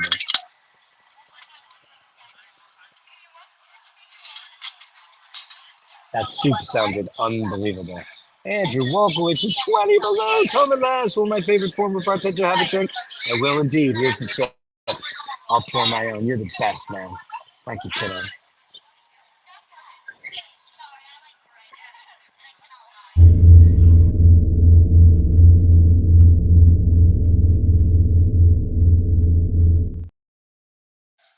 Thank you, Andrew, darling, for the super chat. Thanks, everybody.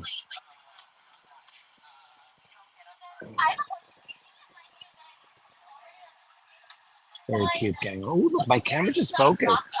Wow. So I'm wearing a G-Star because I went to Times Square, which is the very first time I've ever put this on my wrist. This was a gift from Tobster McDonkey from back in the day.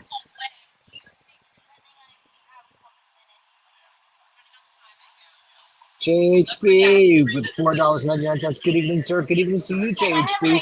Great to see you in the room with your IWC. Let's give you a big bang boom.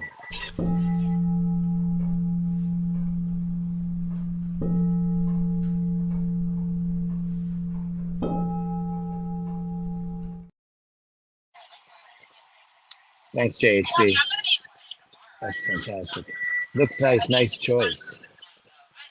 Mark, moving home is a fucking total pain. I'm selling up and moving out to the countryside and taking my cat Bronson with me. That's all you need. I'm still caught up with all of this UK solicitor box. Now, I'll tell you something. I've lived in the same apartment for 35 years. We have no plans on moving out of there, unless, of course, Dragon Lady wants to buy us out at a very, a rather high 6 digits, because that's my number. Other than that, we're going to stay and keep it as our New York pied a terre, and mostly live. Thank you, darling, so much. Thank you. Thank you. Thank you, boys and girls. I like Cronenborg a lot. I normally would drink out of the bottle, but I'm in a French restaurant. Thank you for the recommendation, Nathaniel. It couldn't be better. Couldn't be better. I got rid of most of this crap. I thinned it out. It's almost going to be winter, and I'll get rid of the beard. Watch. I go the opposite. Winter, no beard. Summer, beard. Launch up. Launch again. I feel your pain, Mars. UK solicitors. Now, when you say solicitor, thank you, love. When you say solicitor, do you mean like real estate agents, like the guy that sells your house? That's the UK name for, in America, we call it a realtor or a real estate agent. Is that the UK name, solicitor? Because my brother is one. And I think they move pretty fast here. I don't know what but New York is a very quick town. Andrew says, I've never had that beer. It's French. It's Kronenborg. Have you never heard of it? Well, you live in Canada.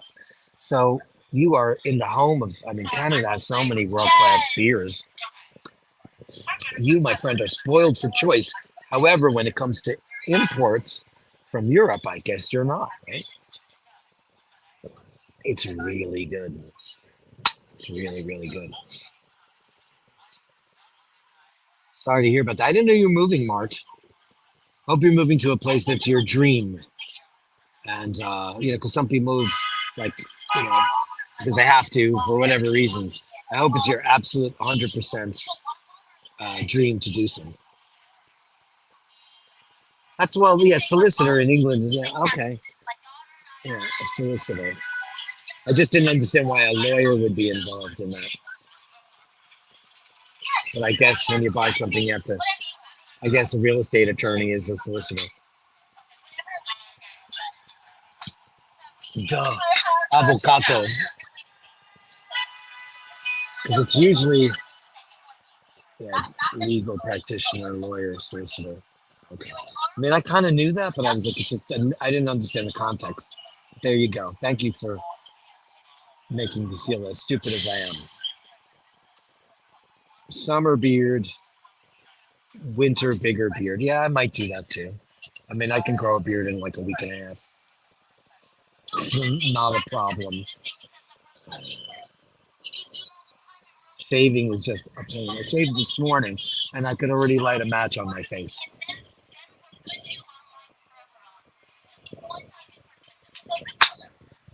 Shaving is a drag. And I shaved every day for 20 years. Not that I had to, I just preferred the look. It wasn't until I got older that I just decided to be lazy bones. Andrew says, Dirk, do you know what Shakespeare said about lawyers? I'm sure he had something to say about them. I know I've heard the old adage is the person that represents himself is a fool, but I'm sure you can give me. So my niece, Shay's hers, she lives in London and she is a solicitor now. She's a lawyer in England. She is on her way to becoming some kind of crazy barrister. And she got a tour of Parliament and she said she's never seen so many dead white men in her life, which was hilarious. Because everybody's really old and have the straggly gray hair. I'm looking for the punchline of that joke, Andrew. Yeah, solicitor is probably like a regular lawyer, and then, ooh, what's this? Conveyancer. What's that? I don't know. Melly C, do tell. What's a conveyancer?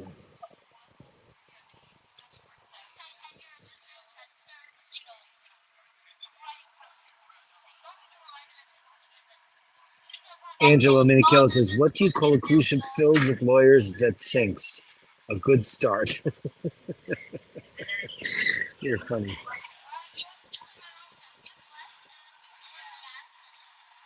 That's too much.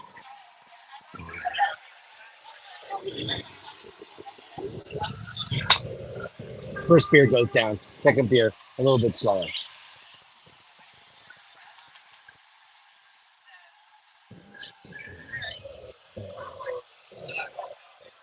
Very nice spot. Thank you so much for making me come here. You want me to do the street? I will.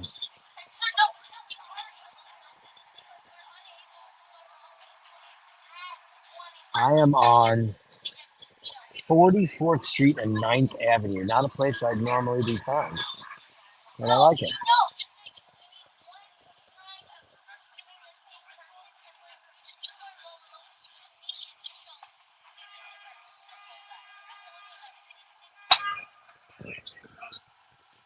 Watching all the girls go by.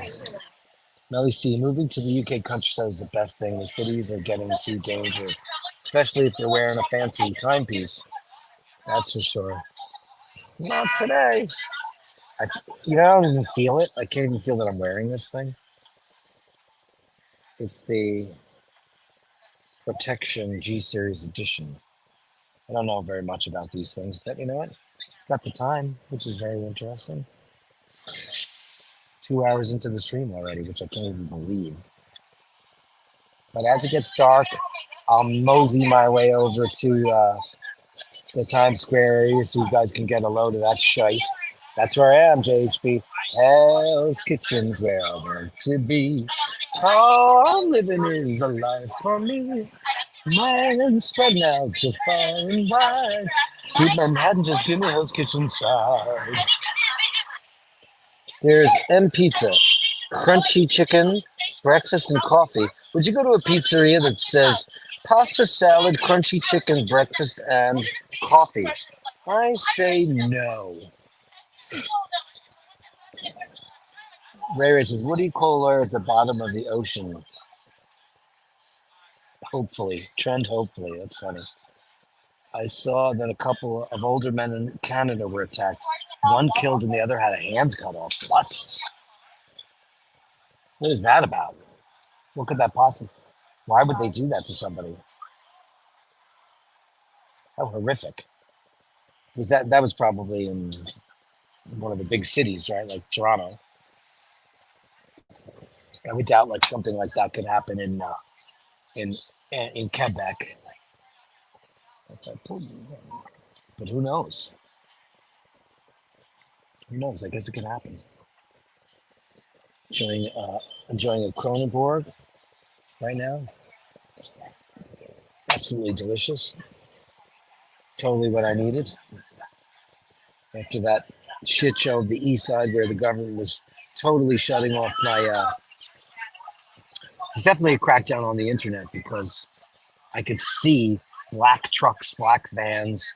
Somebody from the government was here and they were squelching the internet signal because I would walk and my bars would go boop down, you know, and that's, oh, look at that. I'm great right now. Thank you. They got some salmon. They got some steak frites.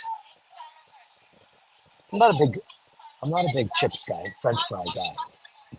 Pommes frites, not really. I'll eat them if they're there, but it's not really my thing. David G says, Long Hole Pub on 34th Street between Park and Madison has an Irish grocery store with potato and bachelor's beans. I've been there 800 times. Yeah, because I go to Woodside though for my Irish. But you know, that's not far away. I could take a walk down there. 34th between Park and Madison. That's pretty close. And I got to take the bullets back. Oh, the light went out, which is nice. It must be contingent on uh, the amount of sunshine because the lights went on. And it's pretty bright out here right now. Not bad. Tons of people watch. That's why I love Europe. You sit at a bar and people watch.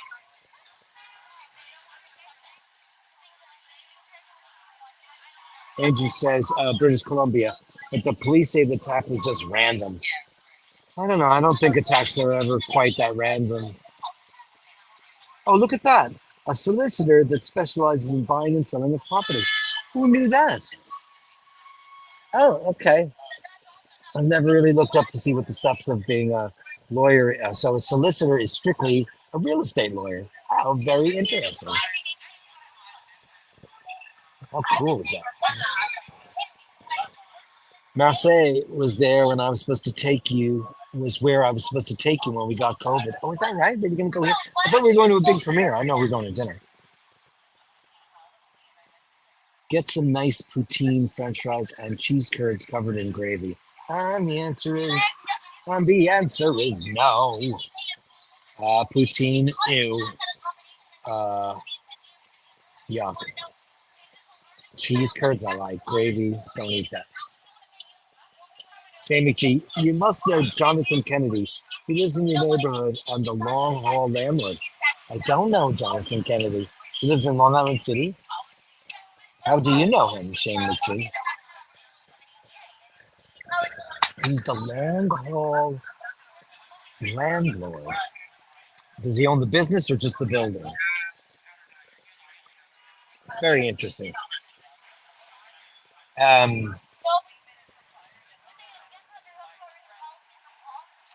sorry, a conveyancer is a real estate lawyer in parts of Europe. I'm sure it changes.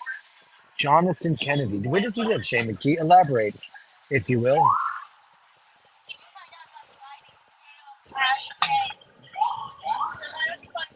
Beer's done.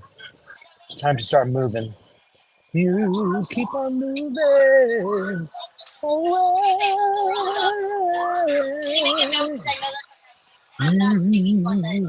Keep on moving.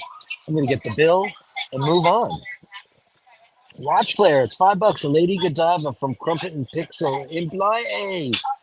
Oh, look at you. We love our Crumpet and Pixel. Thanks so much. Go with.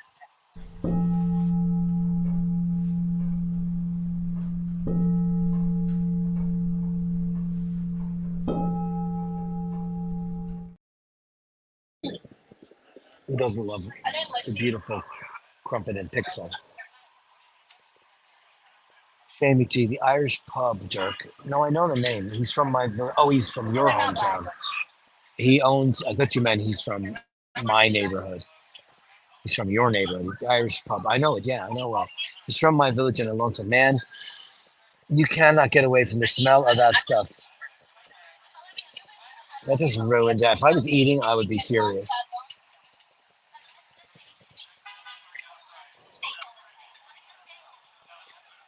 Gotcha, Ray. Who cares? They don't work for the injustice system.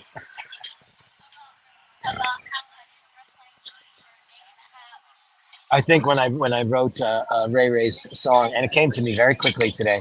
He had it within minutes of hitting number one, and I wrote it, and I think I rhymed with uh, "Always on your side, you handsome Irish bride,"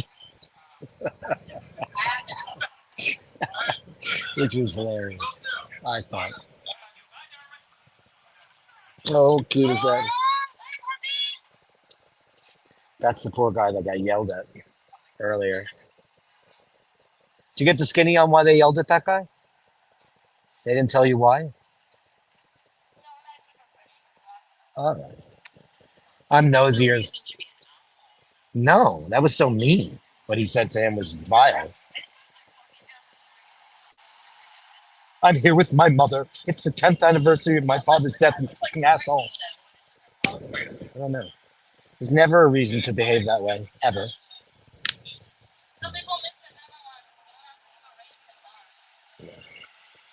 Disgraceful.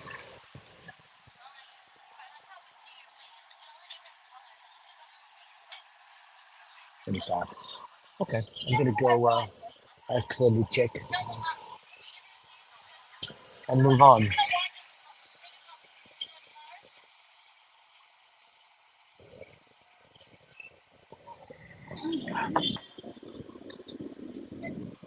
I'm gonna look up the name of that pizzeria. Give me a second.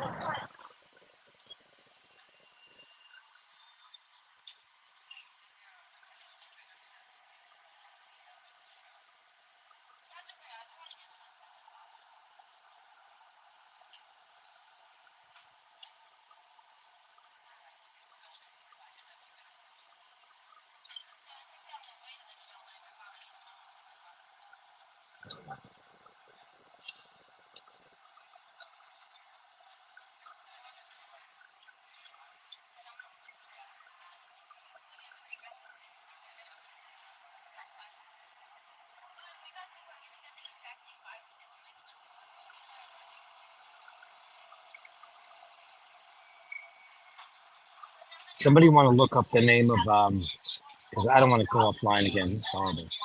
Andrew Wilkovich says, Dirk, I read that Vespa are now in electric and or gas. Yes, I would definitely get an electric one. I picture you on one with a sidecar full of cats. I'm definitely getting one, and I want it in green. Could somebody look up the name of the famous pizzeria in New York City in the hundreds on Broadway? It's like 105th Street, 104th Street, and it's not Mama's Two, it's near it. And it's two guys' names like Sal and Carmine's. Um, I think it is called Sal and Carmine's because that's where I'm thinking about jumping in a taxi cab and taking you guys to Sal and Carmine's and getting some fantastic pizza. Because apparently my neighbor says it's the best pizza in New York. And I'm not sure if it's true, but I'm willing to find out if you guys want to do that. Actually, I can find that really fast.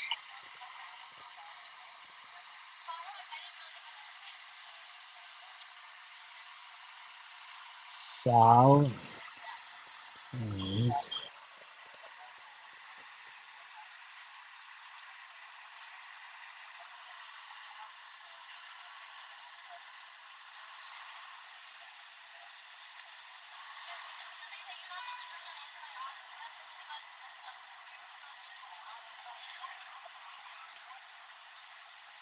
Where is it? 2671 Broadway. I found it. Sal and Carmine's 2671 Broadway. That's where I'll be going. if anybody's still left in the room.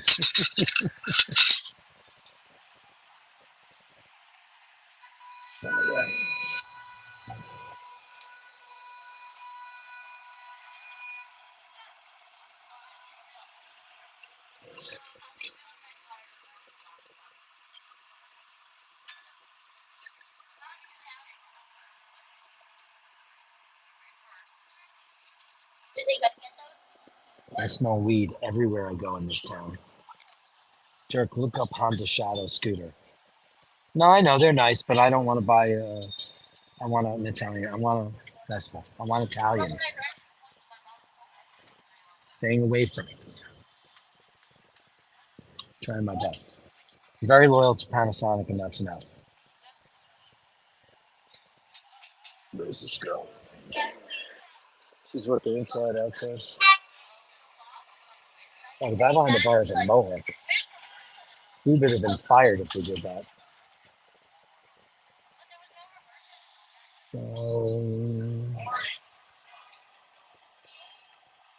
I don't know, mohawks. Are they still in? People still doing that? Weird. Weird.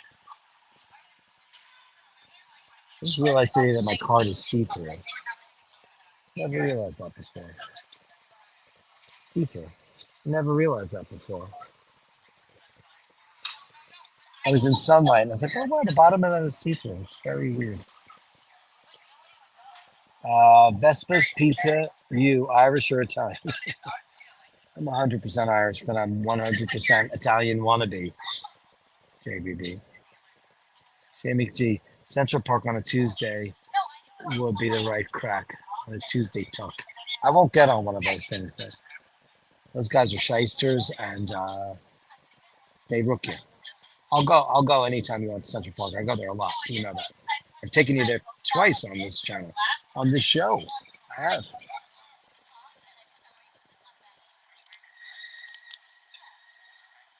And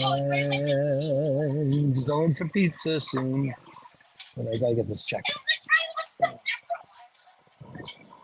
Where's this lovely girl?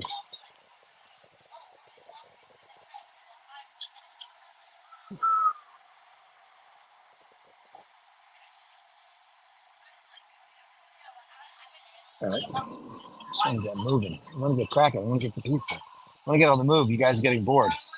Hey guys, I'm going to have to love you and leave you. And at least start. Enjoy the pizzas. Oh, thank you, beautiful Grant Parker. You are a dream. And maybe I'll just call it quits too, because we're getting towards the end. Everybody's falling out.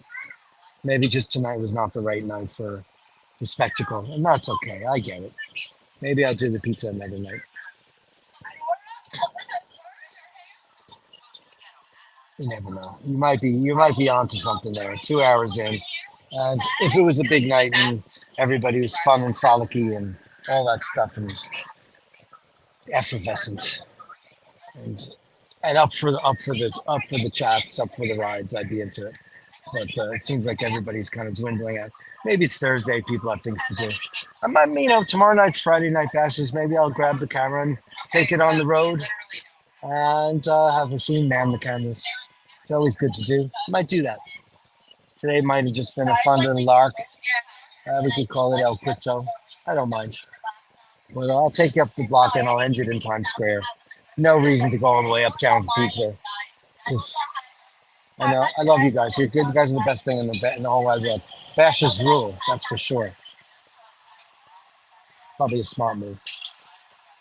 Glenn, you talked some sense into this boy, which is great.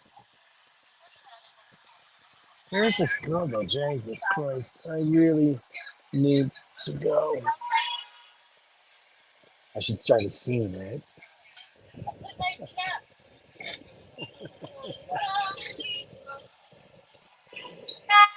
And my cameras are all charged up now because I thought I was going to be going on a big giant pizza endeavor. But yeah, I know when the goose is cooked, and that's fine. That's absolutely fine. Anybody have any luck with finding Oasis tickets on the secondary market that didn't murder them? Did everybody watch last night's show where I explained dynamic pricing and I learned so much. I learned so much about how dynamic pricing affects so much of our regular lives and how we're all bound to it.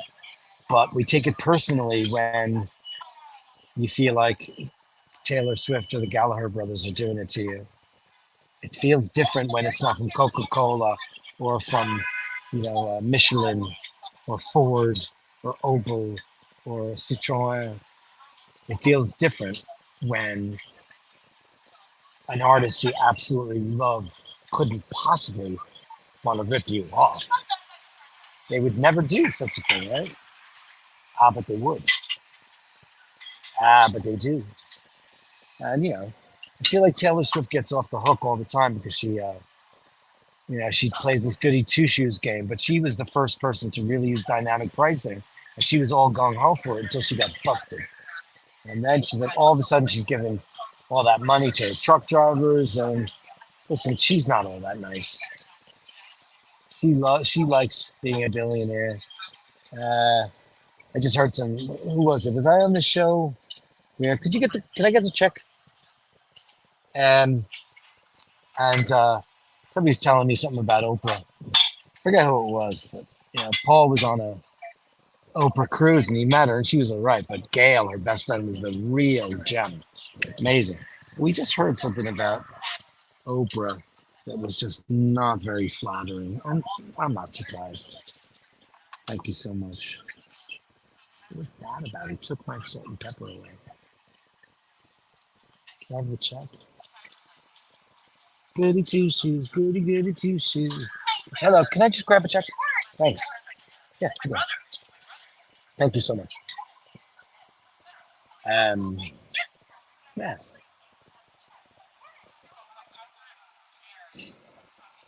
They ate a full meal and got the check, and I just had 2 beers. Jenny, very nice lady. I did. I just heard today that Adele is stepping away. A friend of ours, Amanda Brown, is a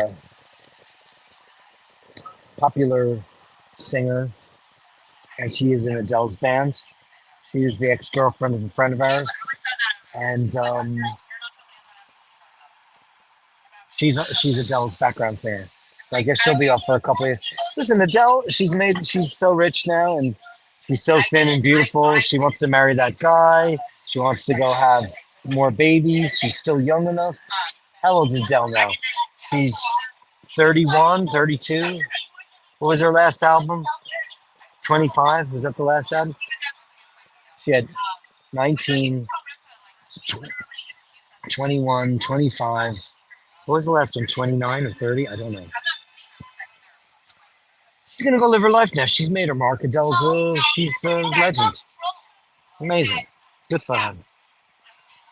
Kevin Landon says $5. You rock, brother. Thank you so much.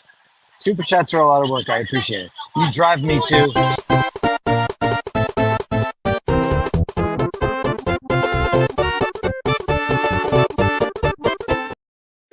Never use that one. I have a lot of them that I never use because they're a little randy. You guys want it? Oh, thank you, love, so much. That's not so bad. $10 a beer, not so terrible.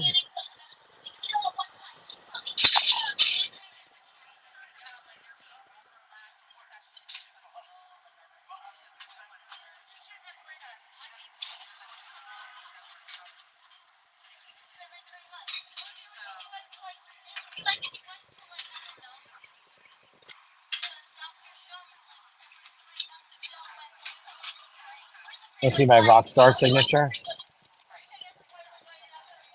I practiced that for years.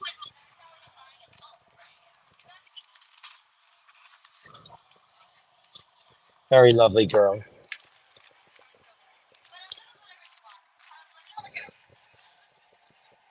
Where are we?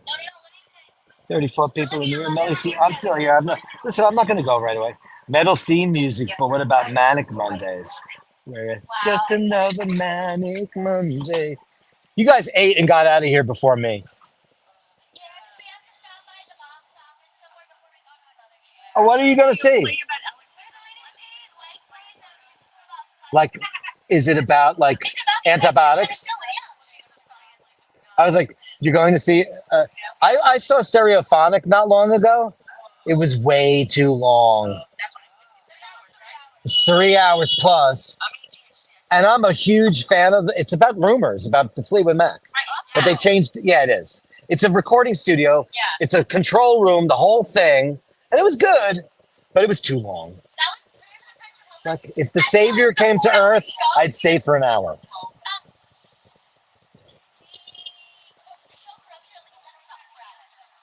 That's too long. Was there a big intermission?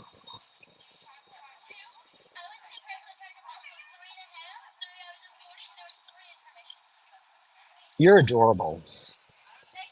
Your cousin. He's a medic, a set medic. How many times have you ever met a person that's a set medic? What, Jenny? What a pleasure. You did. Jenny's easy to remember. Thank you. What a pleasure. Enjoy the show.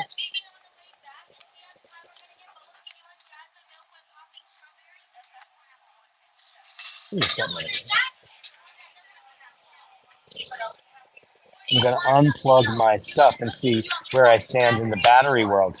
78, so it sucked out some juice. It took some venom out of my stuff.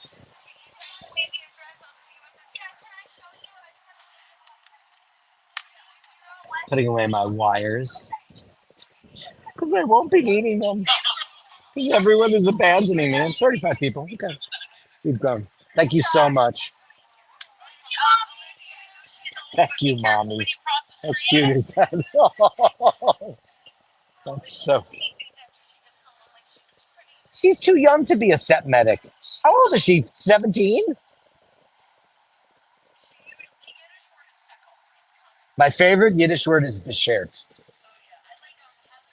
That's good, yeah. There's a lot of good ones.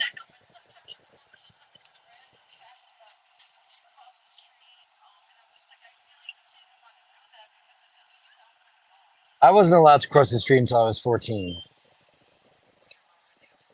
My parents were extremely crazy Irish Catholic lunatics. We weren't allowed to do anything. None of us, I have this four of us, no one's ever broken a bone. No one's ever broken a bone. No one's ever been in the hospital. I think you're right.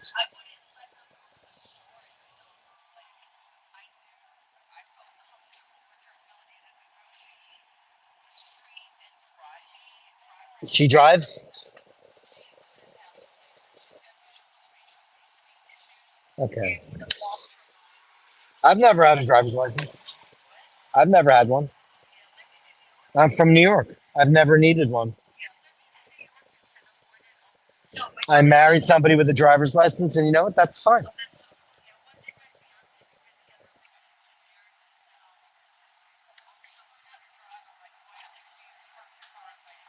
We're planning on moving to Italy within the next year or so, and I'm going to get myself a Vespa, and that's going to be me. You need a certificate. You don't need an actual driver's license. You need like a moped license. It's much easier to get. And I was a almost semi-pro cyclist when I was a kid, so I'm good with that. But cars, and I can drive. I drive very well. I just have never gotten to drive. I can drive stick and everything. I've just never got. I've never gone through. I've walked off the line because of the red tape, because of the bureaucratic crap. Red tape, because it takes 50,000 years to get anything done. So this year I did a couple of things.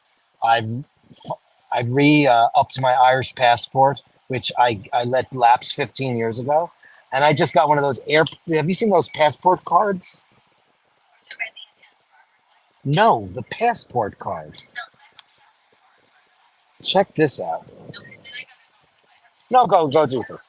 I could talk a dog off a meat truck. I could talk a dog off a meat truck. Yeah, for people. That's a new thing.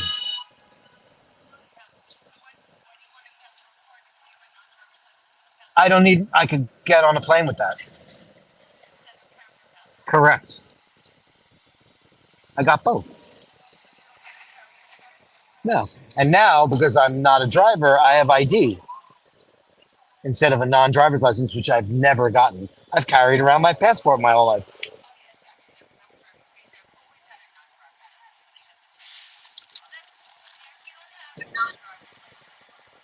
That's Jenny, by the way, guys. I'm talking to. She's lovely. You're a mensch. I say mensch on my show all the time because it's one of the greatest words. I like, you got me on Spilkus. What is that? Spilkus, pins and needles. Spilkus. Oh, verklempt.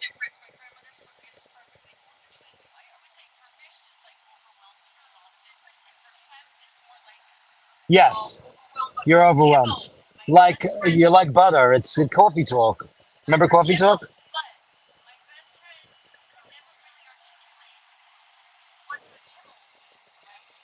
Oh, I don't know that one. But I worked with a guy named Mark Mandelbaum. We were working on a record together, and he was mixing my album for like a year, and he nonstop hit me with all these amazing Yiddish expressions, and it was just great.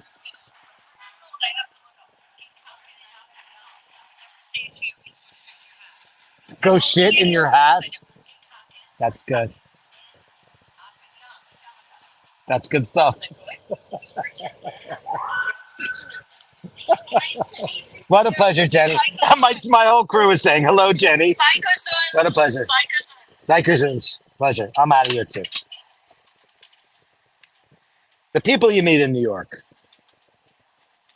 My show's called Eye Bashers. Come see us sometime. Eye Bashers. Eye Bashers. We just talk about stuff. We bash about. We talk amongst ourselves. I'm live on YouTube right now. Right now I'm on. You want to say hi or no? I'm cool. That's Jenny. I'm a Mitch. That's awfully sweet. Eye Bashers. Yeah. Yeah. Yeah. Here you go. Eye Bashers. Hello. Oh, you too. Be well and enjoy your show. Take care. What a glorious lady. And if I was a straight man, she's so age appropriate. But I'm not. And I'm not single either. Oh, I forgot about that part. Oh, no. Look how pretty this is. Let me show you around, guys. Had a couple of beers and now I'm walking, so I'm feeling kind of frisky. Let's do ultra wide, baby. Look at that. This is lovely. The Brazen Tavern. Now you make me want to go to. Well, I'm walking back to the ferry. So actually, I don't have to take the ferry. I could just jump on the train. I'll be on in a lamb's shake of a lamb's tail. The hand pulled noodle. You know, I think the noodle game is way overrated. Other than a bowl of pasta, like ramen is so freaking overrated. I don't really get it at all. Kevin Landon, you're the best, man. Is she cute? She's very cute. She's adorable. Is she single? Love the voice. Oh, Andrew, you're such a horny boy. She's very cute. Like I said, she was very age appropriate. She had a young daughter. You know, I've always gone for older, but just not women. But listen, I've got what I want. That's all that I want. I don't need nothing else. What's the point of that? Nonsensical shite. I'm going to take you up to Times Square. Show you what's going on over there. Here's a Corvette. During the year when they really didn't have their shit together. Just the design is crap, and I'm a big Corvette. Just looks super plasticky, and that is taxi cab yellow. I'm a giant Corvette fan. It's just that That's not a Corvette. It's just, and now the new ones, they look like some kind of insect. Not a big fan of those at all. I love the real Corvettes. And now they're just trying to be Ferraris. And now they're pricing them like Ferraris, which is even worse. Because Corvettes used to be this super $60,000. Some of the newer ones are beautiful, though, I have to say. I wouldn't turn down a couple of them. Here's the famous Birdland. For me, it's all about the 68 to 72, 427 Tri-Power Stingrays. Birdland, a very famous jazz bar. Music legendary people have played here. And I've been here many times to see Bucky Pizzarelli and John Pizzarelli. And my friend was very good friends with Bucky. Legendary artists. Here's the Intercontinental in New York. From what I hear, not a shite hotel to stay in. Not too bad. I'm going to take you. Did you ever stay here, Miss O'Malley? I couldn't possibly go to our hotel without you. And its signature scent. That would be horrible, right? You know what? It's a very big hotel. So now I'm walking past 8th Avenue, which is the most dangerous street in New York. It's filthy. Like, look at these girls here. These girls are prostitutes. I'm telling you right now, she's got a little bucket. They sell like all these kind of treats, but they're for sale. Look at her. You can always tell. If I didn't have a camera, she would have said something. They say like, "Oh, Bobby. Oh, look, here we go here. Look, this is really scary, right? Oh, Smith's Bar, is it finally dead? Did they finally kill it? Temporarily closed for renovation. This is a very famous bar. It almost dropped dead years ago.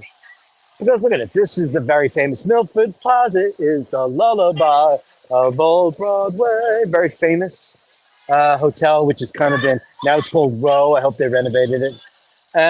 You know, cockroaches and whores, all that kind of stuff. Cockroaches, whores. Who in the right mind would ever consider buying pizza? Listen, guys, tourists, I love you, but this is not a place to buy pizza. This is, look at this pizza, Jesus, not a place to buy pizza. Uh-oh, so there's a fight going on over there talking about the putas, which means, yeah, I guess, in Spanish. So the hookers are, it's not good. This is the worst, it's the worst, most dangerous part of New York City is friggin' Vile, 8th Avenue, between 42nd Street and like 52nd Street. They're all this used to be all porno theaters.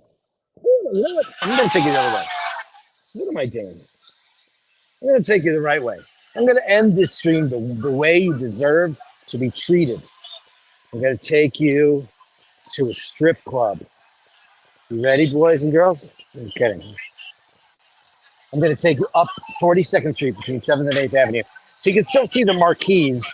Now, when I was a kid, they had all these theaters there. And these theaters were super famous for burlesque and erotica and all kinds of stuff. And then it turned into, well, probably, well, before I remember it as being porno theaters, hookers, pimps, Cadillacs with crazy wheels, guys in fur, all kinds of crazy ass looking prostitutes. And that was just the 70s. That was where I grew up. And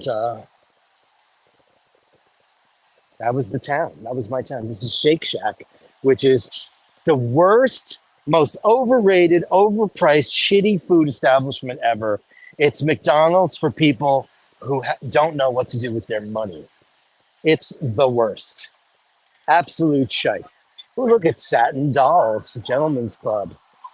Go here if you want to get drugged and have all of your credit cards stolen and all that stuff. Do that. And then you've got, I don't know what that is, still gift shops and shite. This is just the dregs of New York society. Look, there's the Westin New York. It's really big. Not a bad hotel, but it's plopped down in the middle of uh, the world's most hideous part of town. This is just where you avoid this part of town at all costs. This is where people get mugged and pickpocketed and all that kind of shit. C2, C3s. Yeah, I'm with you on that. My older brother used to have a 72 Stingray with T-tops, dark blue. You want to hear a funny story? It involves Dana O'Malley, and I know you guys are fans. Yeah, I know Dana O'Malley. If she had her own channel, it would be the most enormous thing in the history of YouTube. It would just be enormous because she's a superstar.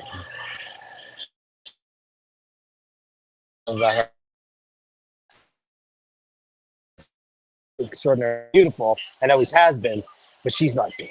Fit as a fiddle, and she's just really looking. She's so gorgeous, looking so amazing.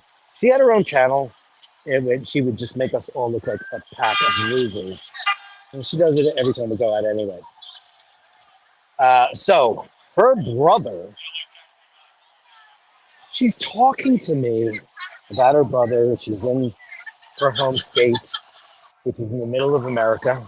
And she's talking to me about Corvettes. And I'm like, a Corvette guy. I'm a very knowledgeable Corvette guy.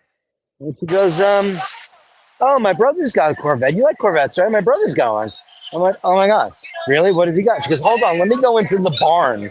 And they went in the backyard. She opened up the door, and it was a 1969 Corvette Stingray Coupe, 427, 435 in Riverside Gold. Astronaut. We're talking astronauts. We're talking NASA. That is what NASA people drove. All of the astronauts got it. I almost had a heart attack. No, not L88s, none of that shit. 427, 435 Corvettes. My absolute favorite Corvette of all time. I almost had a car note. And she goes, he says it's Riverside Gold. He's like, what? I couldn't believe I knew that. That's my world. I subscribe to that magazine. This is the Port Authority bus terminal, the most dangerous place in New York City. Why don't we question you? You go, buddy. You go. You go first. You know what? Exclude the variables. And one of the variables is you getting hit by a car.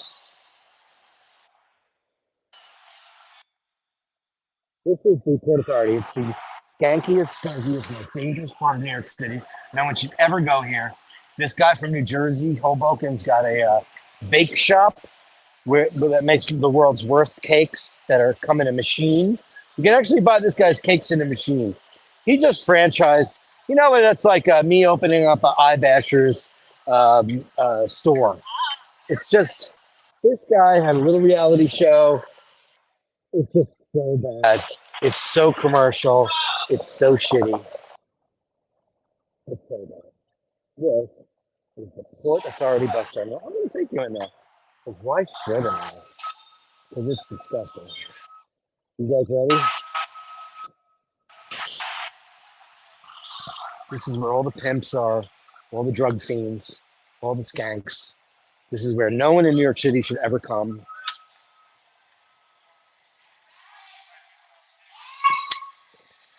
It's dark, it's bleak, it's gross.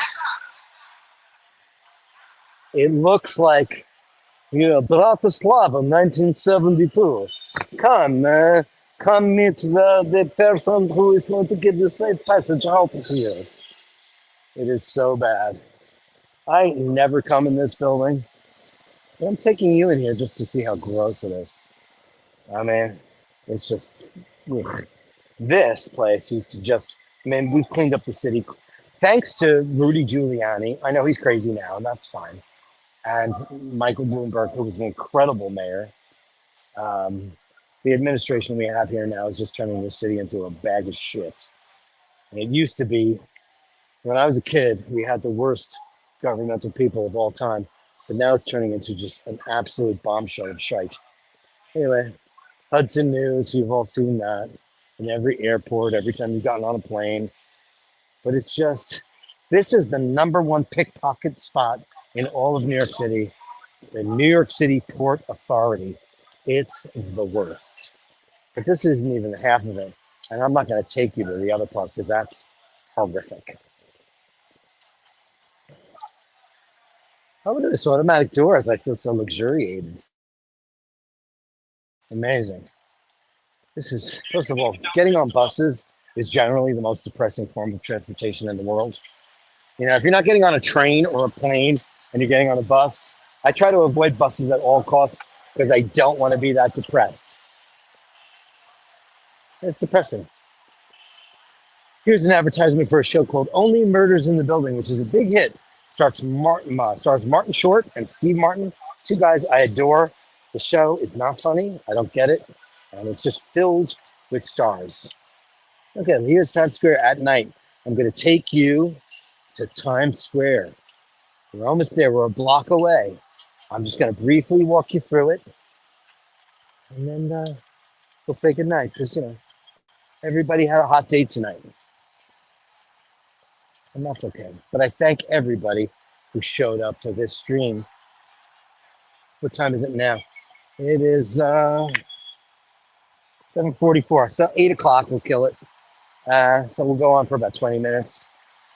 Go on for a couple more minutes. Show you guys what it looks like. All the carts. I mean, this is cool. Veggie juices. How much they cost? Does it say no prices? Okay. Because the prices fluctuate. You like mango? You like banana? $4. You like mango, banana, raspberry? $16. You want? Let me give you a special price. I'm gonna switch the camera around to me. It's my show, damn it. Okay, very nice place. See, this is great. Walking around in this turbocharged. I never come here. I know people can't wait to see Times Square, and they think it's an amazing thing. I'm gonna walk out in the middle of the street so you guys can see it. That's me. I'm gonna walk in the middle of the street. See that? Just like in my thumbnail.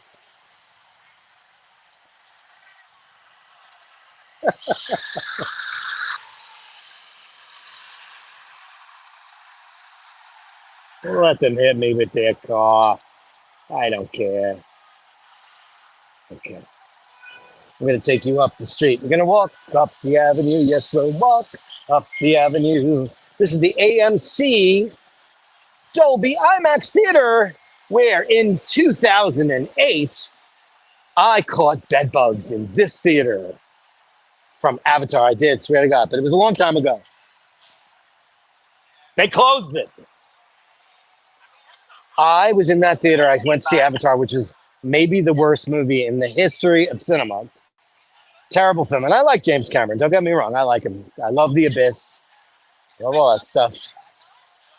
I even like Titanic. It's corny. I went in there, and me and my friend, we all went together, and we all came home, and we all caught bed bugs. I had 18 bed bugs in my house, and they were in my couch because we came home, flopped on the couch, watched TV, and they all were dispersed upon there. They never got to my bed, and they never got anywhere else. But let me tell you something. It was a nightmare. My friends got 10,000 million bed bugs. This is the famous Madame Tussauds, not to be confused with. Where'd you guys go, O'Malley's? You went to see and you saw like Anthony Tussauds or Robert Tussauds? That's her nephew, right? He started his own joint. Unbelievable. There's Harry Potter and the Cursed Child. That's a 2-day marathon show. So you buy tickets and you come back the next day. Like, who's that guy? We're supposed to know. I know that's The Rock. Who's that guy supposed to be? I don't know who that is. Maybe tell who that is. Who is that? Who is that supposed to be? I have no idea. This theater is getting renovation.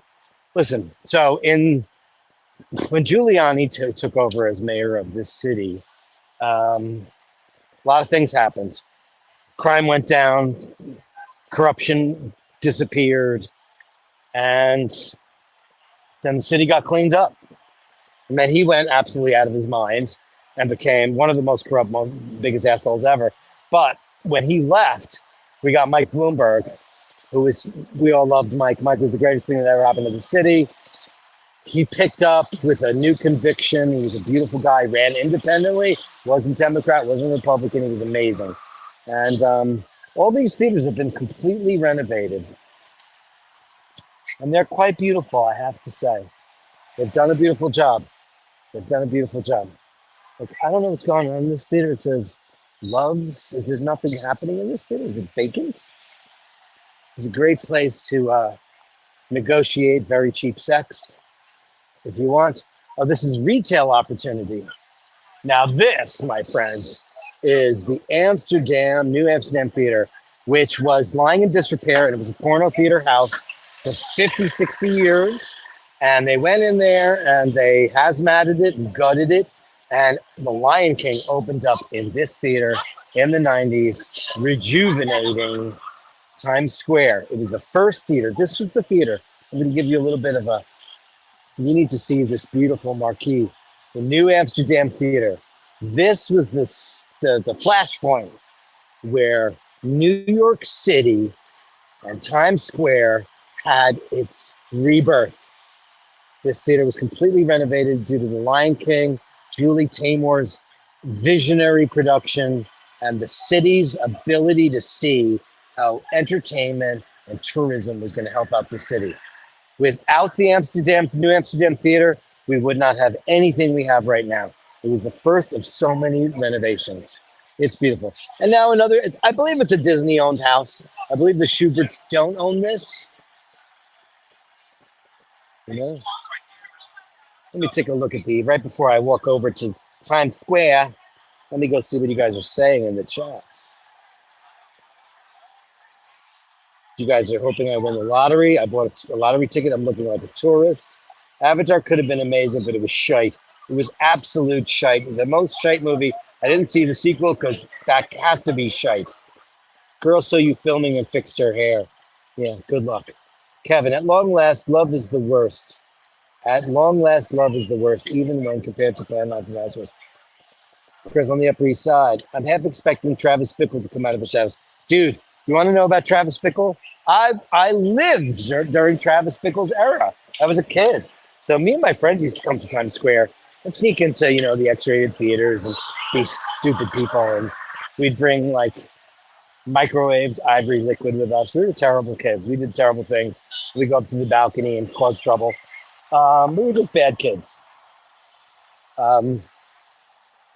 We almost got beat up so many times. You can use your imagination on that cryptic statement.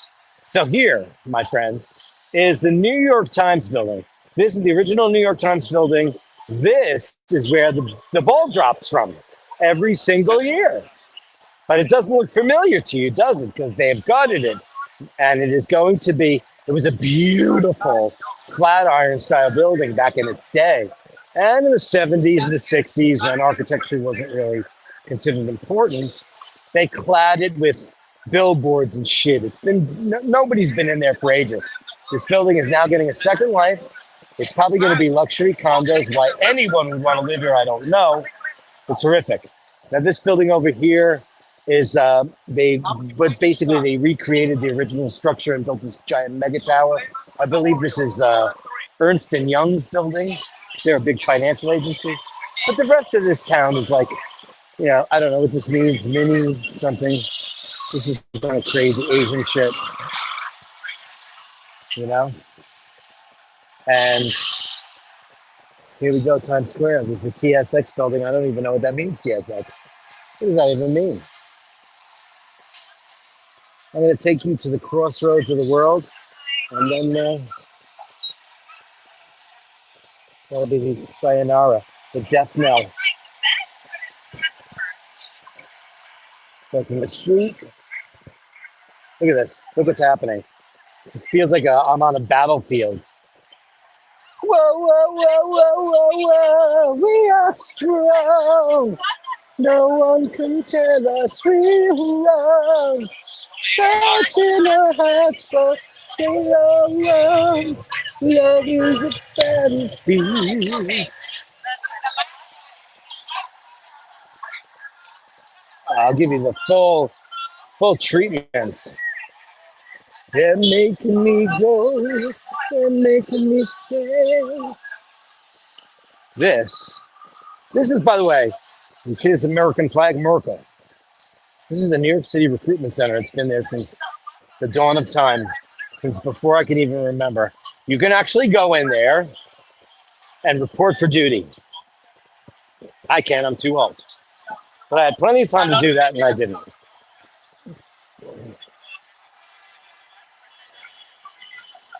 I believe in fighting for a real cause. I don't think we've had any in my lifetime. I don't think we've had any. 9/11 was a real cause, but we didn't figure that out. We got that all wrong. New York City Police Department, you can go in there and report a crime. There's that Carlos Bake Shop again. There's another. It's just commercial shite. No one should buy that. It's absolute factory garbage. But it's because this guy had a TV show, people think it's real. Look at the lens on that guy. Woo. You see people are walking around trying to take pictures of everybody, trying to convince you what's good. I took a picture of you. You owe me money. You got to be very, very careful. This is the New York City Recruitment Center. I mean, it's very cool. We do have the most beautiful flag in the world. Fight me. I don't care what anybody says. I don't care what anybody says. It is the most beautiful flag ever. Beautiful. I'd say England's is the Union Jack is the second most beautiful because that's a beautiful flag. There's lots of beautiful flags. I think this one's the most beautiful. I sound like Donald Trump. I think this one's the most beautiful. I think it's the prettiest. It's got the most red, the most white, the most stars. We got more stars than any other flag. We've got 50 of them. And I'm walking through garbage. I'm walking onto this platform. This is where you go and get recruited to become a member of the armed forces.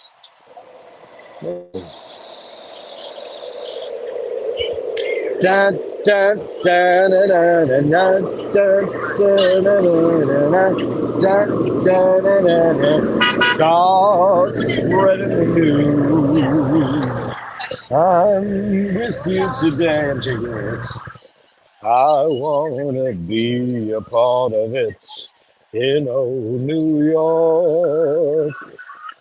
I want to wake up in the city that never sleeps to find I'm king of the hill, top of the heap, a number one.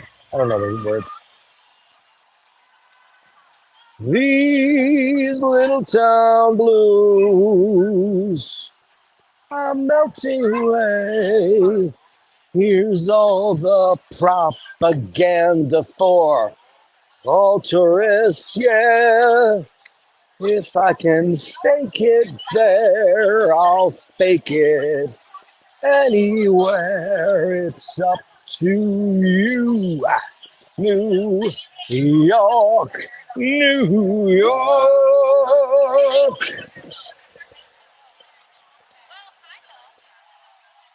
Oh, I just saw Cisco. Star Trek. What's that? Star Trek Day? September 8th. I just got, it's like showing a supermodel to me. I got all,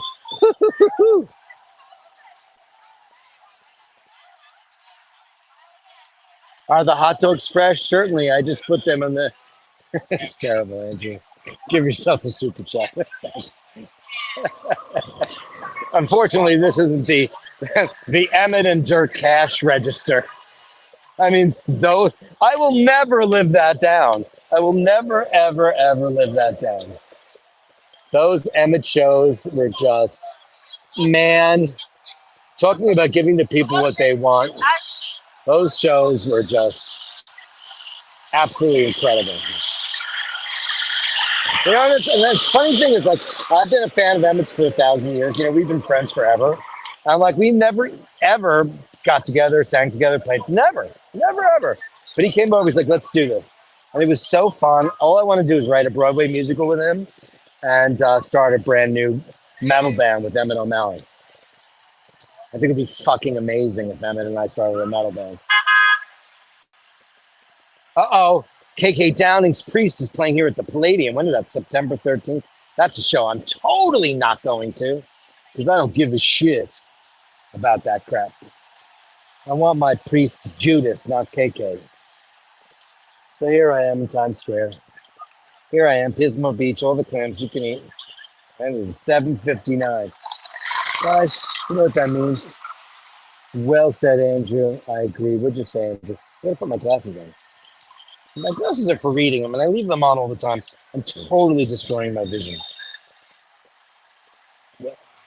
Is Emmett back in California today? He's back in California because that was a one-off gig. That was a private show, so they weren't on tour. Oh, believe me, I'm sure he got the call.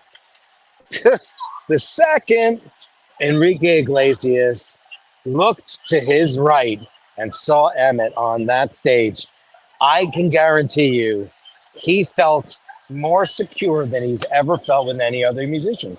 Because when you have that level of musicianship and competency in your band, it's the way I feel about my guys. Like without those guys, I don't want to do it at all because I know what it's going to sound like. He's been through so many people since Emmett left that group 10, 12 years ago, whatever it was. And so I'm sure Enrique was feeling a very certain way, you know? And we all know what that is. I take my hat off. I take my hat off to you. So, guys, ladies and germs, that's the end of the night. I thank you all so much for joining me. Any and all of you amazing Bashers who stayed for the whole thing, who came in, all the super chatters. Let's get into the super chats. Let's talk about everybody who was in there. We started off with, I hate that it does this. I can't scroll. I can't scroll. Why can't I scroll? Ray. And see, why doesn't it let me do this? Maybe if I do it sideways, it'll let me do it. Yes, it does. Okay. Ray, Jim Lassick, Andrew Wolkowitz, Nathaniel Hannon, Shane McGee, Dean, Glenn Parker, Andrew Wolkowitz, JHB, Nathaniel Hannon, Watch Flares, JBB. You guys rule, man. Can't thank you enough. You guys rule, man. What an incredibly inspiring gang of folks you all are. So what I'm going to do is, and I'm going to save this for Instagram or whatever the fuck uses this format, right? So I'm going to do a spin around, and this is going to be my commercial for New York. Oh, I'm going to get hit by a car. Okay, ready? I hate New York. Oh, I gotta hold it. I hate New York. I hate Times Square. I hate New York. Actually, I love it in New York. I just hate what you've become. You've become shite. We're on a Basherdirk.